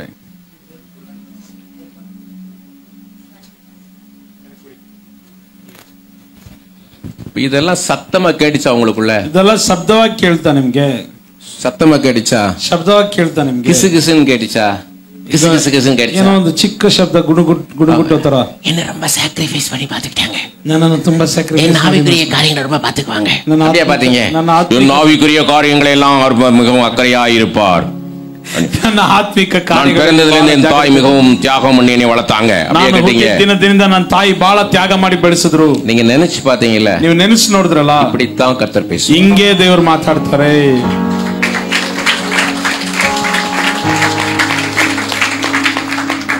இதுதான் டெலிவரன்ஸ் மினிஸ்ட்ரின்றது. ಇದೇ ಡೆಲಿವರೆನ್ಸ್ ಮಿನಿಸ್ಟ್ರಿ ಅಂತ ಹೇಳೋದು. உங்க ஆவில ஒரு விடுதலை இருக்குதா? ಈಗ ನಿಮ್ಮ ಆತ್ಮದಲ್ಲಿ ಒಂದು ಬಿಡುಗಡೆ ಉಂಟಾ? இனிமே யாரு தீர்க்க தரிசனம் சொன்னாலும், ಇನ್ನು ಮುಂದೆ ಯಾರು ಪ್ರವಾದನೆ ಹೇಳಿದ್ರು, எந்த வசனத்திலிருந்து கர்த்தர் பேசுறான்னு நீங்க கேட்கணும். ಯಾವ ವಾಕ್ಯದಿಂದ ದೇವರು ಮಾತಾಡ್ತಾರೆ ಎಂಬುದಾಗಿ ನೀವು ಕೇಳಬೇಕು. இவருக்கு சொன்னா பைபிள் எந்த இடத்துல இருந்து எந்த வசனத்துல இருந்து பேசுறான்னு சொன்னா, ಇವರಿಗೆ ವಾಕ್ಯದಿಂದ ಹೇಳದ್ನಾ, ಬೈಬಲ್ ಅಲ್ಲಿ ಯಾವ ಒಂದು ವಾಕ್ಯದಿಂದ ನೋಡುದೆ ಅಂತ ಹೇಳಿ. இவருடைய கேரக்டர் ಇವರ ಕ್ಯಾರೆಕ್ಟರ್ ಬಂದು நாத்தான்வேல் மாதிரி. ನಾತಾನಿಯೇಲ್ ಹಾಗೆ. நாத்தான்வேலோட கேரக்டர் என்ன தெரியுமா? ನಾತಾನಿಯೇಲಿನ ಕ್ಯಾರೆಕ್ಟರ್ ಗೊತ್ತಾ ನಿಮ್ಗೆ? கபடற்ற உத்தம, கபட இல்லாதவர், உள்ள ஒண்ணு வெளிய ஒண்ணு கிடையாது. அந்த பிள்ளை ஷேரனை பின்னாடி போனாரு. இல்ல நீ பேசிட்டே தான் இருப்ப, பின்னாடி போட்டார். சொல்லுங்க, கன்னடத்தை சொல்லுங்க. ಆ ಮಗಳು ಶಾರನ್ನ ಹಿಂದೆ ಹೋಗು ಅಂದ್ರು. ಇಲ್ಲ ನೀನ್ ಮಾತಾಡ್ತಾ ಇರ್ತೀಯ, ಹಿಂದೆ ಹೋಗು ಅಂದ್ರು. அவருக்கு ஷேரனையும் பிடிக்கும், அந்த பிள்ளையும் பிடிக்கும். ಅವ್ರಿಗೆ ಶಾರನ್ ಇಷ್ಟ ಆಗುತ್ತೆ, ಈ ಮಗಳನ್ನು ಇಷ್ಟ ಆಗುತ್ತೆ. ஆனா ஸ்ட்ரைட் கரெக்டா இருக்கணும். இவர் எனிமையா இருந்தாலும் பரவாயில்ல, ஷேரனை வெளியே பின்னாடி போக சொல்லிட்டாரு. ಈಗ ಎನಿಮಿ ಆದ್ರೂ ಪರವಾಗಿಲ್ಲ, ಶಾರನ್ ಹಿಂದೆ ಹೋಗು ಅಂತ ಹೇಳ್ಬಿಟ್ರು. உள்ள ஒண்ணு வெளியே ஒண்ணு இல்ல, ಒಳಗಡೆ ಒಂದು ಹೊರಗಡೆ ಒಂದು ಇಲ್ಲ. நேர்மையான மனுஷன், ಪ್ರಾಮಾಣಿಕವಾದ ವ್ಯಕ್ತಿ. அந்த சிஸ்டருக்கு பக்கத்துல இருக்க சிஸ்டர், அவங்க எதை செஞ்சாலுமே நம்ம சரியா செஞ்சுட்டோமான்னு ஒரு யோசனை இருந்துகிட்டே இருக்கு. ಈಗ ಅವ್ರು ಏನ್ ಮಾಡಿದ್ರು ಸರಿಯಾಗಿ ಮಾಡ್ಬಿಟ್ವಾ ಅನ್ನೋ ಯೋಚನೆಯಲ್ಲಿ ಇರ್ತಾರೆ. அவங்க ட்ரெஸ் பண்ணா கூட நான் சரியா ட்ரெஸ் பண்ணிருக்கேன், ಅವ್ರು ಡ್ರೆಸ್ ಮಾಡ್ಕೊಂಡ್ರು ನಾನು ಸರಿಯಾಗಿ ಡ್ರೆಸ್ ಮಾಡಿದ್ದೀನ. அவங்க ಫ್ರೆಂಡ್ கிட்ட கேக்குறாங்க நான் சரியா ட்ரெஸ் பண்ணிருக்கேன். ಅವ್ರ ಫ್ರೆಂಡ್ ಹತ್ರ ಕೇಳ್ತಾರೆ ನಾನು ಸರಿಯಾಗಿ ಡ್ರೆಸ್ ಮಾಡಿದ್ದೀನ. அவங்க உட்கார்ந்திருக்கு கூட நான் சரியா உட்கார்ந்திருக்கேன், ನಾನು ಸರಿಯಾಗಿ ಕುತ್ಕೊಂಡಿದ್ದೀನಾ. அவங்க எதை செஞ்சாலுமே அவங்களுக்குள்ள ஒரு என்ன சொல்றது, ஒரு தயக்கம், ಅವ್ರು ಏನ್ ಮಾಡಿದ್ರು ಕೂಡ ಅವರಲ್ಲಿ ಒಂದು ஒரு ஹெசிடேஷன், ಒಂದು ಹೆಸಿಟೇಷನ್. நான் சரியா இருக்கேனா, நான் சரியா இருக்கிறேன், ನಾನು ಸರಿಯಾಗಿದ್ದೀನಾ ಎಂಬುದಾಗಿ. அவங்க எல்லாரையும் பார்க்கும்போது கண்ணாடியில பாக்குற மாதிரி பாக்குறாங்க. ಈಗ ಅವ್ರು ಎಲ್ಲಾರನ್ನ ನೋಡುವಾಗ ಕನ್ನಡಿಯನ್ನು ನೋಡ್ದಂಗ್ ನೋಡ್ತಾರೆ. நீங்க கண்ணாடியில பார்க்கும்போது என்ன பாப்பீங்க, நம்ம சரியா தலை சீவி இருக்கனா, சரியா பட்டன் போட்டு இருக்கனான்னு தான் பாப்போம். ಈಗ ಕನ್ನಡಿಯಲ್ಲಿ ನಾವು ನೋಡಿದಾಗ ಹೆಂಗ್ ನೋಡ್ತೀವಿ, ಸರಿಯಾಗಿ ಬಟನ್ ಹಾಕಿದೀನಾ, ಸರಿಯಾಗಿ ತಲೆ ಬಾಚಿದೀನಾ. அவங்க ஒருத்தரையும் பார்க்கும்போது கண்ணாடியில பாக்குற மாதிரி பாக்குறாங்க. ಅವ್ರು ಒಬ್ಬೊಬ್ಬರನ್ನ ನೋಡುವಾಗ ಕನ್ನಡಿನ ನೋಡ್ದಂಗಿದೆ. நீங்க துப்பட்டா போட்டு பார்த்தோன்னே அவங்க துப்பட்டா தொட்டு பாத்துக்கிறாங்க. ಈಗ ನೀವು ದುಪ್ಪಟ್ಟ ಹಾಕೊಂಡಿರೋದು ನೋಡಿದಾಗ ಅವ್ರ ದುಪ್ಪಟ್ಟನ ಮುಟ್ ನೋಡ್ತಿದ್ದಾರೆ. ಡ್ರೆಸ್ பார்த்தோன்னே அவங்க ட்ரெஸ் நம்ம ட்ரெஸ் கரெக்டா இருக்கான்னு பாக்குறாங்க. ಈಗ ಅವ್ರ ಡ್ರೆಸ್ ತಕ್ಕಂತ ನಮ್ಮ ಡ್ರೆಸ್ ಸರಿಯಾಗಿದೆ ಅಂತ ನೋಡ್ತಿದ್ದಾರೆ. ಅರುಮೆಯಾನ ಕ್ಯಾರೆಕ್ಟರ್, ಒಂದು ಒಳ್ಳೆ ಕ್ಯಾರೆಕ್ಟರ್, மிக அருமையான ಕ್ಯಾರೆಕ್ಟರ್, ಒಂದು ಬಹಳ ಒಳ್ಳೆ ಕ್ಯಾರೆಕ್ಟರ್. குழந்தை மாதிரி, ಮಗುವ ಹಾಗೆ she is learning, ಅವರು ಕಲಿತಾ ಇದ್ದಾರೆ, ಕಲಿತಾ ಇದ್ದಾರೆ. அதனால அவங்க ஒவ்வொரு மூமெண்ட்டும் வளர்ந்துகிட்டு இருக்காங்க. ಆದ ಕಾರಣ ಅವರು ಒಂದೊಂದು ಮೂಮೆಂಟ್ அவங்களுக்கே தெரியல, அது ಅವರಿಗೆ ಗೊತ್ತಾಗ್ತಿಲ್ಲ. நான் கரெக்டா தான் இருக்கேன் அப்படிலாம் இல்ல, நான் கரெக்ட் ಆಗೇ ಇದ್ದೀನಿ ಹಂಗಿಲ್ಲ. am I right, நான் சரினா, am I right, நான் சரினா அப்படினா கேக்குற யார் கேப்பா, ಹಂಗೆ ಅಂತ ಕೇಳ್ತಾರೆ. ಯಾರು ಕೇಳ್ತಾರೆ? தன்னை கரெக்ட் பண்ணிட்டே இருந்தா என்ன ஆகும், ತನ್ನನ್ನು ಕರೆಕ್ಟ್ ಮಾಡ್ಕೊಂಡ್ರೆ ಇದ್ರೆ ಏನಾಗುತ್ತೆ, வளர்ந்துகிட்டே போவாங்க, ಬೆಳಿತಾನೇ ಹೋಗ್ತಾರೆ. ஆமென், ಆಮೆನ್. அருமையான கேரக்டர். எல்லாம் கரங்களை தட்டி கர்த்தரை மகிமைப்படுத்துவோமா. ಬಹಳ ಒಳ್ಳೆ ಕ್ಯಾರೆಕ್ಟರ್, ಕರಗಳನ್ನು ತಟ್ಟಿ ದೇವರ ನಾಮವನ್ನು ಮಹಿಮೆಪಡಿಸೋಣ. இப்ப நான் சொல்லிட்டேன்ல, ಈಗ ನಾನು ಹೇಳ್ಬಿಟ್ನಲ್ಲ, என்ன ஆகும் தெரியுமா, ಏನಾಗುತ್ತೆ ಗೊತ್ತಾ, இந்த நினைப்பு வரவே வராது. ಈ ನೆನಪು ಬರೋದೇ ಇಲ್ಲ. I am right, நான் ರೈಟ್, am I right இல்ல, I am right, I am right ಅಲ್ಲ, I am right, I am a best person, ನಾನು best person, I am growing, ನಾನು ಬೆಳಿತಾ ಇದ್ದೀನಿ. every moment I am growing, ಒಂದೊಂದು ಕ್ಷಣವೂ ನಾನು ಬೆಳಿತಾ இந்த ಇದ್ದೀನಿ. நினைப்பு அவங்களுக்குள்ள இருந்துகிட்டே, ಈ ನೆನಪು ಅವರಲ್ಲಿ ಇರ್ತದೆ. இனி பாருங்க எப்படி இருக்கான்னு ಇನ್ನು பாருங்க. ಮುಂದೆ ನೋಡ್ರಿ ಹೆಂಗಿರ್ತಾರೆ ಅಂತ. உங்க ஃப்ரெண்ட் யாரு, ನಿಮ್ಮ ಫ್ರೆಂಡ್ ಯಾರು? யார் உங்க ஃப்ரெண்ட்? யாரும் இல்ல, ಯಾರು ಇಲ್ಲ. எவ்வளவு ஒரு இது பாருங்க, ಎಷ್ಟು ಇದು ನೋಡ್ರಿ, எவ்வளவு பெரிய, அதாவது ஜீசஸ் தான் உங்க ஃப்ரெண்ட். ಯೇಸು ಅವ್ರ ಫ್ರೆಂಡ್. இப்ப நம்ம ஒரு கூட்டம், அந்த கூட்டமா இங்க நிக்குது, இந்த தெரு, இந்த ரோடு முழுக்க கூட்டமா இருக்குது. ಈ ಬೀದಿ ಪೂರ್ತಿ ಒಂದು ದೊಡ್ಡ ಗುಂಪಿದೆ. மெயின் ரோடு நான் சொல்றது, ಮೇನ್ ರೋಡ್ ನಾನು ಹೇಳೋದು. பிரைம் மினிஸ்டர் கான்வாய் இந்த இடத்துல கிராஸ் ஆகுது. ಈಗ ಪ್ರೈಮ್ ಮಿನಿಸ್ಟರ್ ಕಾನ್ವಾಯ್ ಈ ಕಡೆ ಪಾಸ್ ಆಗ್ತಿದೆ. 50 ಕಾರ್ போகுது, ಒಂದು 50 ಕಾರ್ ಹೋಗ್ತಿದೆ. செக்யூரிட்டி, ஆம்புலன்ஸ் எல்லாம் சேர்ந்து ஒரு 50-60 கார் போகுது. ಸೆಕ್ಯೂರಿಟಿ, ಆಂಬುಲೆನ್ಸ್ ಎಲ್ಲ ಒಂದು 50-60 ಕಾರ್ ಹೋಗ್ತಿದೆ. அது நடுவுல தான் பிரைம் மினிஸ்டர் கார் இருக்குது. ಅದರ ಮಧ್ಯದಲ್ಲಿ ಪ್ರೈಮ್ ಮಿನಿಸ್ಟರ್ ಕಾರ್ ಇದೆ. பிரைம் மினிஸ்டர் அங்க இருந்து டக்குன்னு இறங்கி, ಪ್ರೈಮ್ ಮಿನಿಸ್ಟರ್ ಟಕ್ ಅಂತ ಇಳಿದು, அங்க மார்ட்டின் நின்னுட்டு இருக்காரு. ಅಲ್ಲಿ கூட்டத்துல ಆ ಗುಂಪಲ್ಲಿ ಮಾರ್ಟಿನ್ ನಿಂತ್ಕೊಂಡಿದ್ದಾರೆ. ஹே ஹைசாகே, ಹೇ மார்ட்டின் ஹைசாகேன்றாரு. ಹೆಂಗಿದ್ದೀರಾ ಅಂತ ಕೇಳ್ತಾರೆ. மார்ட்டினோட பேசுறாரு அவரு, ಮಾರ್ಟಿನ್ ಜೊತೆ ಮಾತಾಡ್ತಾರೆ. கொஞ்ச நேரம் பேசிட்டு ಸ್ವಲ್ಪ டேக் மை பர்சனல் நம்பர்ன்றாரு. ಈಗ ಮಾರ್ಟಿನ್ ಹತ್ರ ಮಾತಾಡ್ಬಿಟ್ಟು ನನ್ನ ನಂಬರ್ ತಗೋ ಅಂತ ಹೇಳ್ತಾರೆ.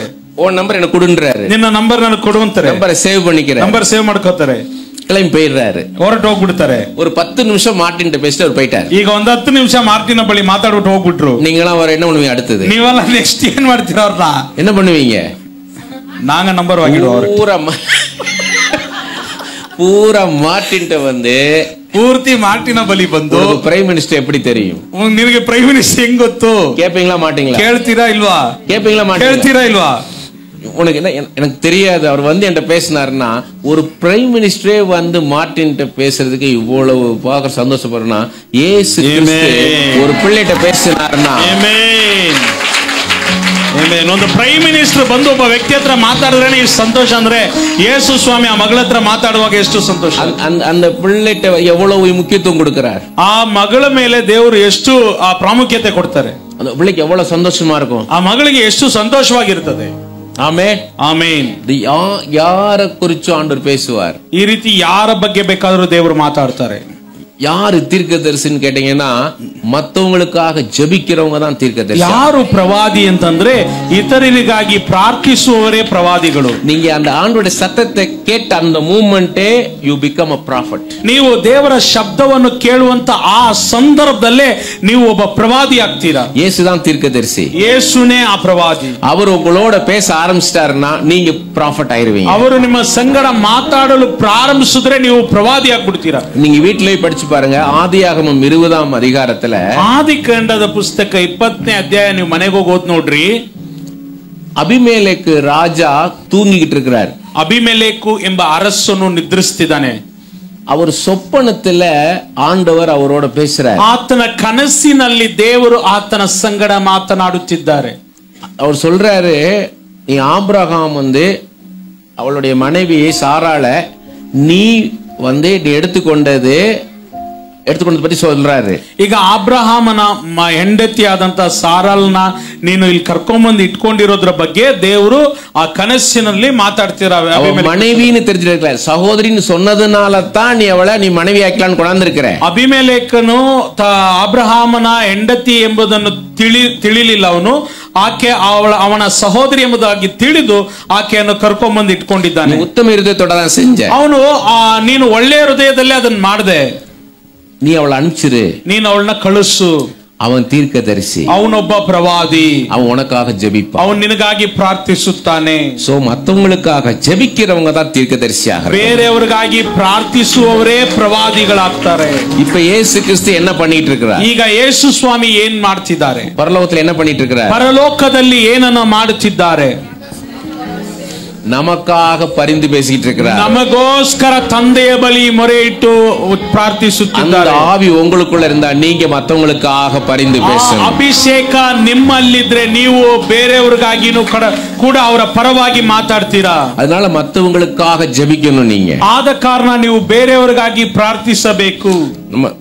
உங்களுடைய கர்நாடகா தேசத்துக்காக ஜெபிக்கணும். ನಿಮ್ಮ ಕರ್ನಾಟಕ ರಾಜ್ಯಕ್ಕಾಗಿ ಪ್ರಾರ್ಥಿಸಬೇಕು. உங்க பெங்களூர் பட்டணத்துக்காக நீங்க ஜெபிக்கணும். ನಿಮ್ಮ ಬೆಂಗಳೂರು ಪಟ್ಟಣಕ್ಕಾಗಿ ಪ್ರಾರ್ಥಿಸಬೇಕು. இந்த இந்திய தேசத்துக்காக ஜெபிக்கணும். ಈ ಭಾರತ ದೇಶಕ್ಕಾಗಿ ಪ್ರಾರ್ಥಿಸಬೇಕು. நான் இவருக்காக ஜெபிக்கணும்னா ನಾನು ಇವರಿಗಾಗಿ ಪ್ರಾರ್ಥಿಸಬೇಕು ಅಂತಂದ್ರೆ ಇವರನ್ನು நேசிக்கணும், ಇವರನ್ನು ಪ್ರೀತಿಸಬೇಕು. ಇವರನ್ನು நேசிக்காம நான் இவருக்காக ஜெபிக்க முடியாது. ಇವರನ್ನ ಪ್ರೀತಿ ಮಾಡದೆ ನಾನು ಇವರಿಗಾಗಿ ಪ್ರಾರ್ಥನೆ ಮಾಡಕ್ಕಾಗೋದಿಲ್ಲ. ಟ್ರೈನ್ மாதிரி ஓடிடக்கூடாது ஜெபத்துல. ಈಗ ಟ್ರೈನ್ ಹಾಗೆ ನಾವು ಪ್ರಾರ್ಥನೆಯಲ್ಲಿ ಓಡಬಾರದು. நம்ம என்ன செய்யறோம்னா ನಾವು ಏನ್ ಮಾಡ್ತಿದೀವಿ ಅಂತಂದ್ರೆ, அப்பா சாலமோனிலும் பெரியவரே, தேவாலயத்திலும் பெரியவரே, யோனாவிலும் பெரியவரே, துதிக்கிறேன் துதிக்கிறேன் துதிக்கிறேன். ಸಾಲೋಮೋನಕ್ಕಿಂತ ದೊಡ್ಡವರೇ, ದೇವಾಲಯಕ್ಕಿಂತ ದೊಡ್ಡವರೇ, ಯೋನಕ್ಕಿಂತಲೂ ದೊಡ್ಡವರೇ, ನಿಮ್ಮನ್ನು ಸ್ತುತಿ ಮಾಡ್ತೇನೆ ಸ್ತುತಿ ಮಾಡ್ತೇನೆ ಸ್ತುತಿ ಮಾಡ್ತೇನೆ. யோசனையில் பெரியவரே, ஆலோசனையில் ஆச்சரியகரமானவரே, செயலில் மகத்துவமானவரே, துதிக்கிறேன் துதிக்கிறேன். ಯೋಚನೆಯಲ್ಲಿ ದೊಡ್ಡವನೇ, ಆಲೋಚನೆಯಲ್ಲಿ ಮಹತ್ವವಾದವನೇ, ಕಾರ್ಯ ಮಾಡೋದರಲ್ಲಿ ಹೆಚ್ಚಾದವನೇ, ನಿಮ್ಮನ್ನು ಸ್ತುತಿಸ್ತೇನೆ ಸ್ತುತಿಸ್ತೇನೆ. வெண்மையும் சிவப்புமானவரே, சாரோனின் ரோஜாவே, பள்ளத்தாக்கின் லீலி புஷ்பமே, காட்டு மரங்களுக்குள் கிச்சிலி மரமே, வெள்ளை போல செண்டை, மருதோன்றி பூங்கொத்தை, என் மணவாளனே, என் ஆத்ம நேசரே, என் ஆத்மாவின் நங்குரமே, ஊற்றுண்ட பரிமள தைலமே, திராட்சை ரசம் பார்க்கிலும் இனிமையானவரே, உம்மை துதிக்கிறேன். ಇದು ಕನ್ನಡದಲ್ಲಿ ಹೇಳೋದು ನನಗೆ ಕಷ್ಟ ಆಗಿದೆ. ದೇವರೇ, ನಿಮ್ಮನ್ನು ಸ್ತೋತ್ರ ಮಾಡ್ತೇನೆ. அது நல்லதுதான், ಅದು ಒಳ್ಳೇದೇ. அது கெட்டதுன்னு சொல்லல, ಅದು ಕೆಟ್ಟದು ಅಂತ ನಾನು ಹೇಳಲ್ಲ. என்னுடைய பர்சனல் பிரேயர் தான் நான் சொல்லிட்டு இருக்கிறேன். ನಿಮ್ಮ ಪರ್ಸನಲ್ ಪ್ರೇಯರ್ ಬಗ್ಗೆ ನಾನು ಮಾತಾಡ್ತಿದ್ದೀನಿ. நீ என்ன பண்ணணும் கேட்டீங்கன்னா, ನೀವು ಏನ್ ಮಾಡ್ಬೇಕು ಅಂತಂದ್ರೆ, எடுத்து ஒரு நோட்ல எழுதணும். ಒಂದು ಪುಸ್ತಕವನ್ನು ತೆಗೆದುಕೊಂಡು ಅದರಲ್ಲಿ ಬರಿಬೇಕು. உங்க பிரேயரை எழுதணும். ನಿಮ್ಮ ಪ್ರಾರ್ಥನೆಯನ್ನು ಬರಿಬೇಕು. திக்கற்றவளின் தகப்பனே, ಅನಾಥರ ದೇವರೇ, விதவைகளை நியாயம் விசாரிக்கிறவரே, ವಿಧವೆಗಳ ನ್ಯಾಯ ವಿಚಾರಣೆ ಮಾಡುವ ದೇವರೇ, ಪರದೇಶಿகளை ಕಾಪಾಡುகிறவரೇ, ಪರದೇಶಿಗಳನ್ನು ಕಾಪಾಡುವ ಆತನೇ, ಅನಾದಿகளை ವಿಸಾರಿக்கிறவரೇ, ಅನಾಥರನ್ನು ವಿಚಾರಿಸುವವನೇ, ஏழைகளின் பலனே, ಬಡವರ ಒಂದು ಬಲವಾಗಿರುವನೇ, எளியவனுக்கு திடனே, ಕೆಳಗಿರೋವನಿಗೆ ಒಂದು ನಂಬಿಕೆಯನ್ನು ಕೊಡುವ ಆತನೇ, பெருவெள்ளத்துக்கு தப்பும் அடைக்கலமே, ದೊಡ್ಡ ಒಂದು ಪ್ರವಾಹದಲ್ಲಿ ತಪ್ಪಿಸುವಂತ ನನ್ನ ಗೂಡಾರವೇ, வெயிலுக்கு உதங்கும் நிழலே, ನಾನು ಬಿಸಿಲಿಗೆ ಆಶ್ರಯ ಹೊಂದುವಂತ ನೆರಳೇ, ಯೆಹೋವ ಶಮ್ಮಾ ತಮ್ಮ ಸಮೂಹಂ ಅಳಿக்கும்வரே, ಯೆಹೋವ ಶಮ್ಮ ತಮ್ಮ ಸಮ್ಮುಖವನ್ನು ಕೊಡುವಾತನೇ, ಯೆಹೋವ ಶಾಲೋಮ್ ಸಮಾಧಾನಂ ತರುகிற தெய்வமே, ಯೆಹೋವ ಶಾಲೋಮ್ ಸಮಾಧಾನ ಕರ್ತನೇ, ಯೆಹೋವ ನಿಸಿ ಕರ್ತರಿன் ஜெயக்கொடியானவரே, ಯೆಹೋವ ನಿಸಿ ದೇವರು ನನ್ನ ಜಯಧ್ವಜ, ಎಲ್ ರೋಯಿ என்னை ಕಾಣುವವರೇ, ಎಲ್ ರೋಯಿ ನನ್ನನ್ನು ಕಾಣುವವನೇ, ಎಲ್ ಶಡಾಯ್ ಸರ್ವವಲ್ಲமுள்ள தேவனே, ಎಲ್ ಶಡಾಯ್ ಸರ್ವಶಕ್ತನಾದಂತ ದೇವರೇ. எழுதி வச்சுக்கணும் ஒரு நோட்ல. ಈ ರೀತಿಯಾಗಿ ಒಂದು ನೋಟ್ನಲ್ಲಿ ಬರೆದು ಇಟ್ಕೋಬೇಕು. ಡೈಲಿ எழுதணும், ಅದ நிறைய வர நிறைய அப்படி எழுதணும். ಬರ್ತಾ ಅದನ್ನ ಬರಿತಾ ಇರ್ಬೇಕು. கொஞ்ச நேரம் மனப்பாடமா சொல்லி பார்க்கணும். ಸ್ವಲ್ಪ ಸಮಯ ಬಾಯ್ಪಾಠ ಮಾಡ್ದಂಗೆ ನಾವು ಹೇಳ್ಬೇಕು. தெரியாதெல்லாம் பார்த்து சொல்லி பழகணும். ಗೊತ್ತಿಲ್ದಿರೋದನ್ನೆಲ್ಲ ನೋಡಿ ಹೇಳಿ ಅಭ್ಯಾಸ ಮಾಡ್ಬೇಕು. அப்படி ஒரு 10 இதை முதல்ல நல்ல மனப்பாடமா வரும். ಒಂದು 10 ನಾವು ಚೆನ್ನಾಗಿ ಬಾಯ್ಪಾಠ ಮಾಡ್ಕೊಂಡು 10 உங்களுக்கு ஞாபகம் வராது, பார்த்து படிக்கணும். ನೆಕ್ಸ್ಟ್ ಒಂದು 10 ನಮ್ಗೆ ಜ್ಞಾಪಕಕ್ಕೆ ಬರಲ್ಲ, ನೋಡಿ ನಾವು ಹೇಳ್ಬೇಕು.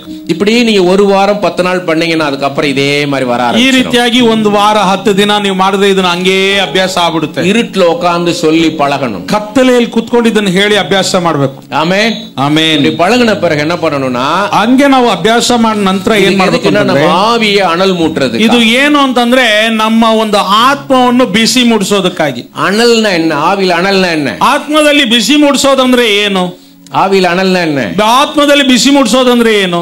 என் ஆவியில இருக்கிற அன்பு அனலா இருக்கணும். ನನ್ನ ಆತ್ಮದಲ್ಲಿ ಇರುವಂತ ಪ್ರೀತಿ ಒಳ್ಳೆ ಚೆನ್ನಾಗಿ ಬಿಸಿಯಾಗಿರ್ಬೇಕು. அபிஷேகம் அபிஷேகம் ஆவியானவர் ஆவியானவர் எப்படி இருக்கிறார்னு கேட்டீங்கன்னா, ಆತ್ಮನು ಅಭಿಷೇಕ ಆತ್ಮನು ಎಂಬುದಾಗಿ ಹೇಳ್ತೇವೆ. ಆತ್ಮನು ಯಾವ ರೀತಿಯಾಗಿದ್ದಾನೆ ಅಂತಂದ್ರೆ, ದೇವನೇ ஒருவன் ஒரு காலம் கண்டதில்லை, ದೇವರನ್ನು ಒಬ್ಬನು ಎಂದಿಗೂ ದರ್ಶನ ನೋಡಲಿಲ್ಲ.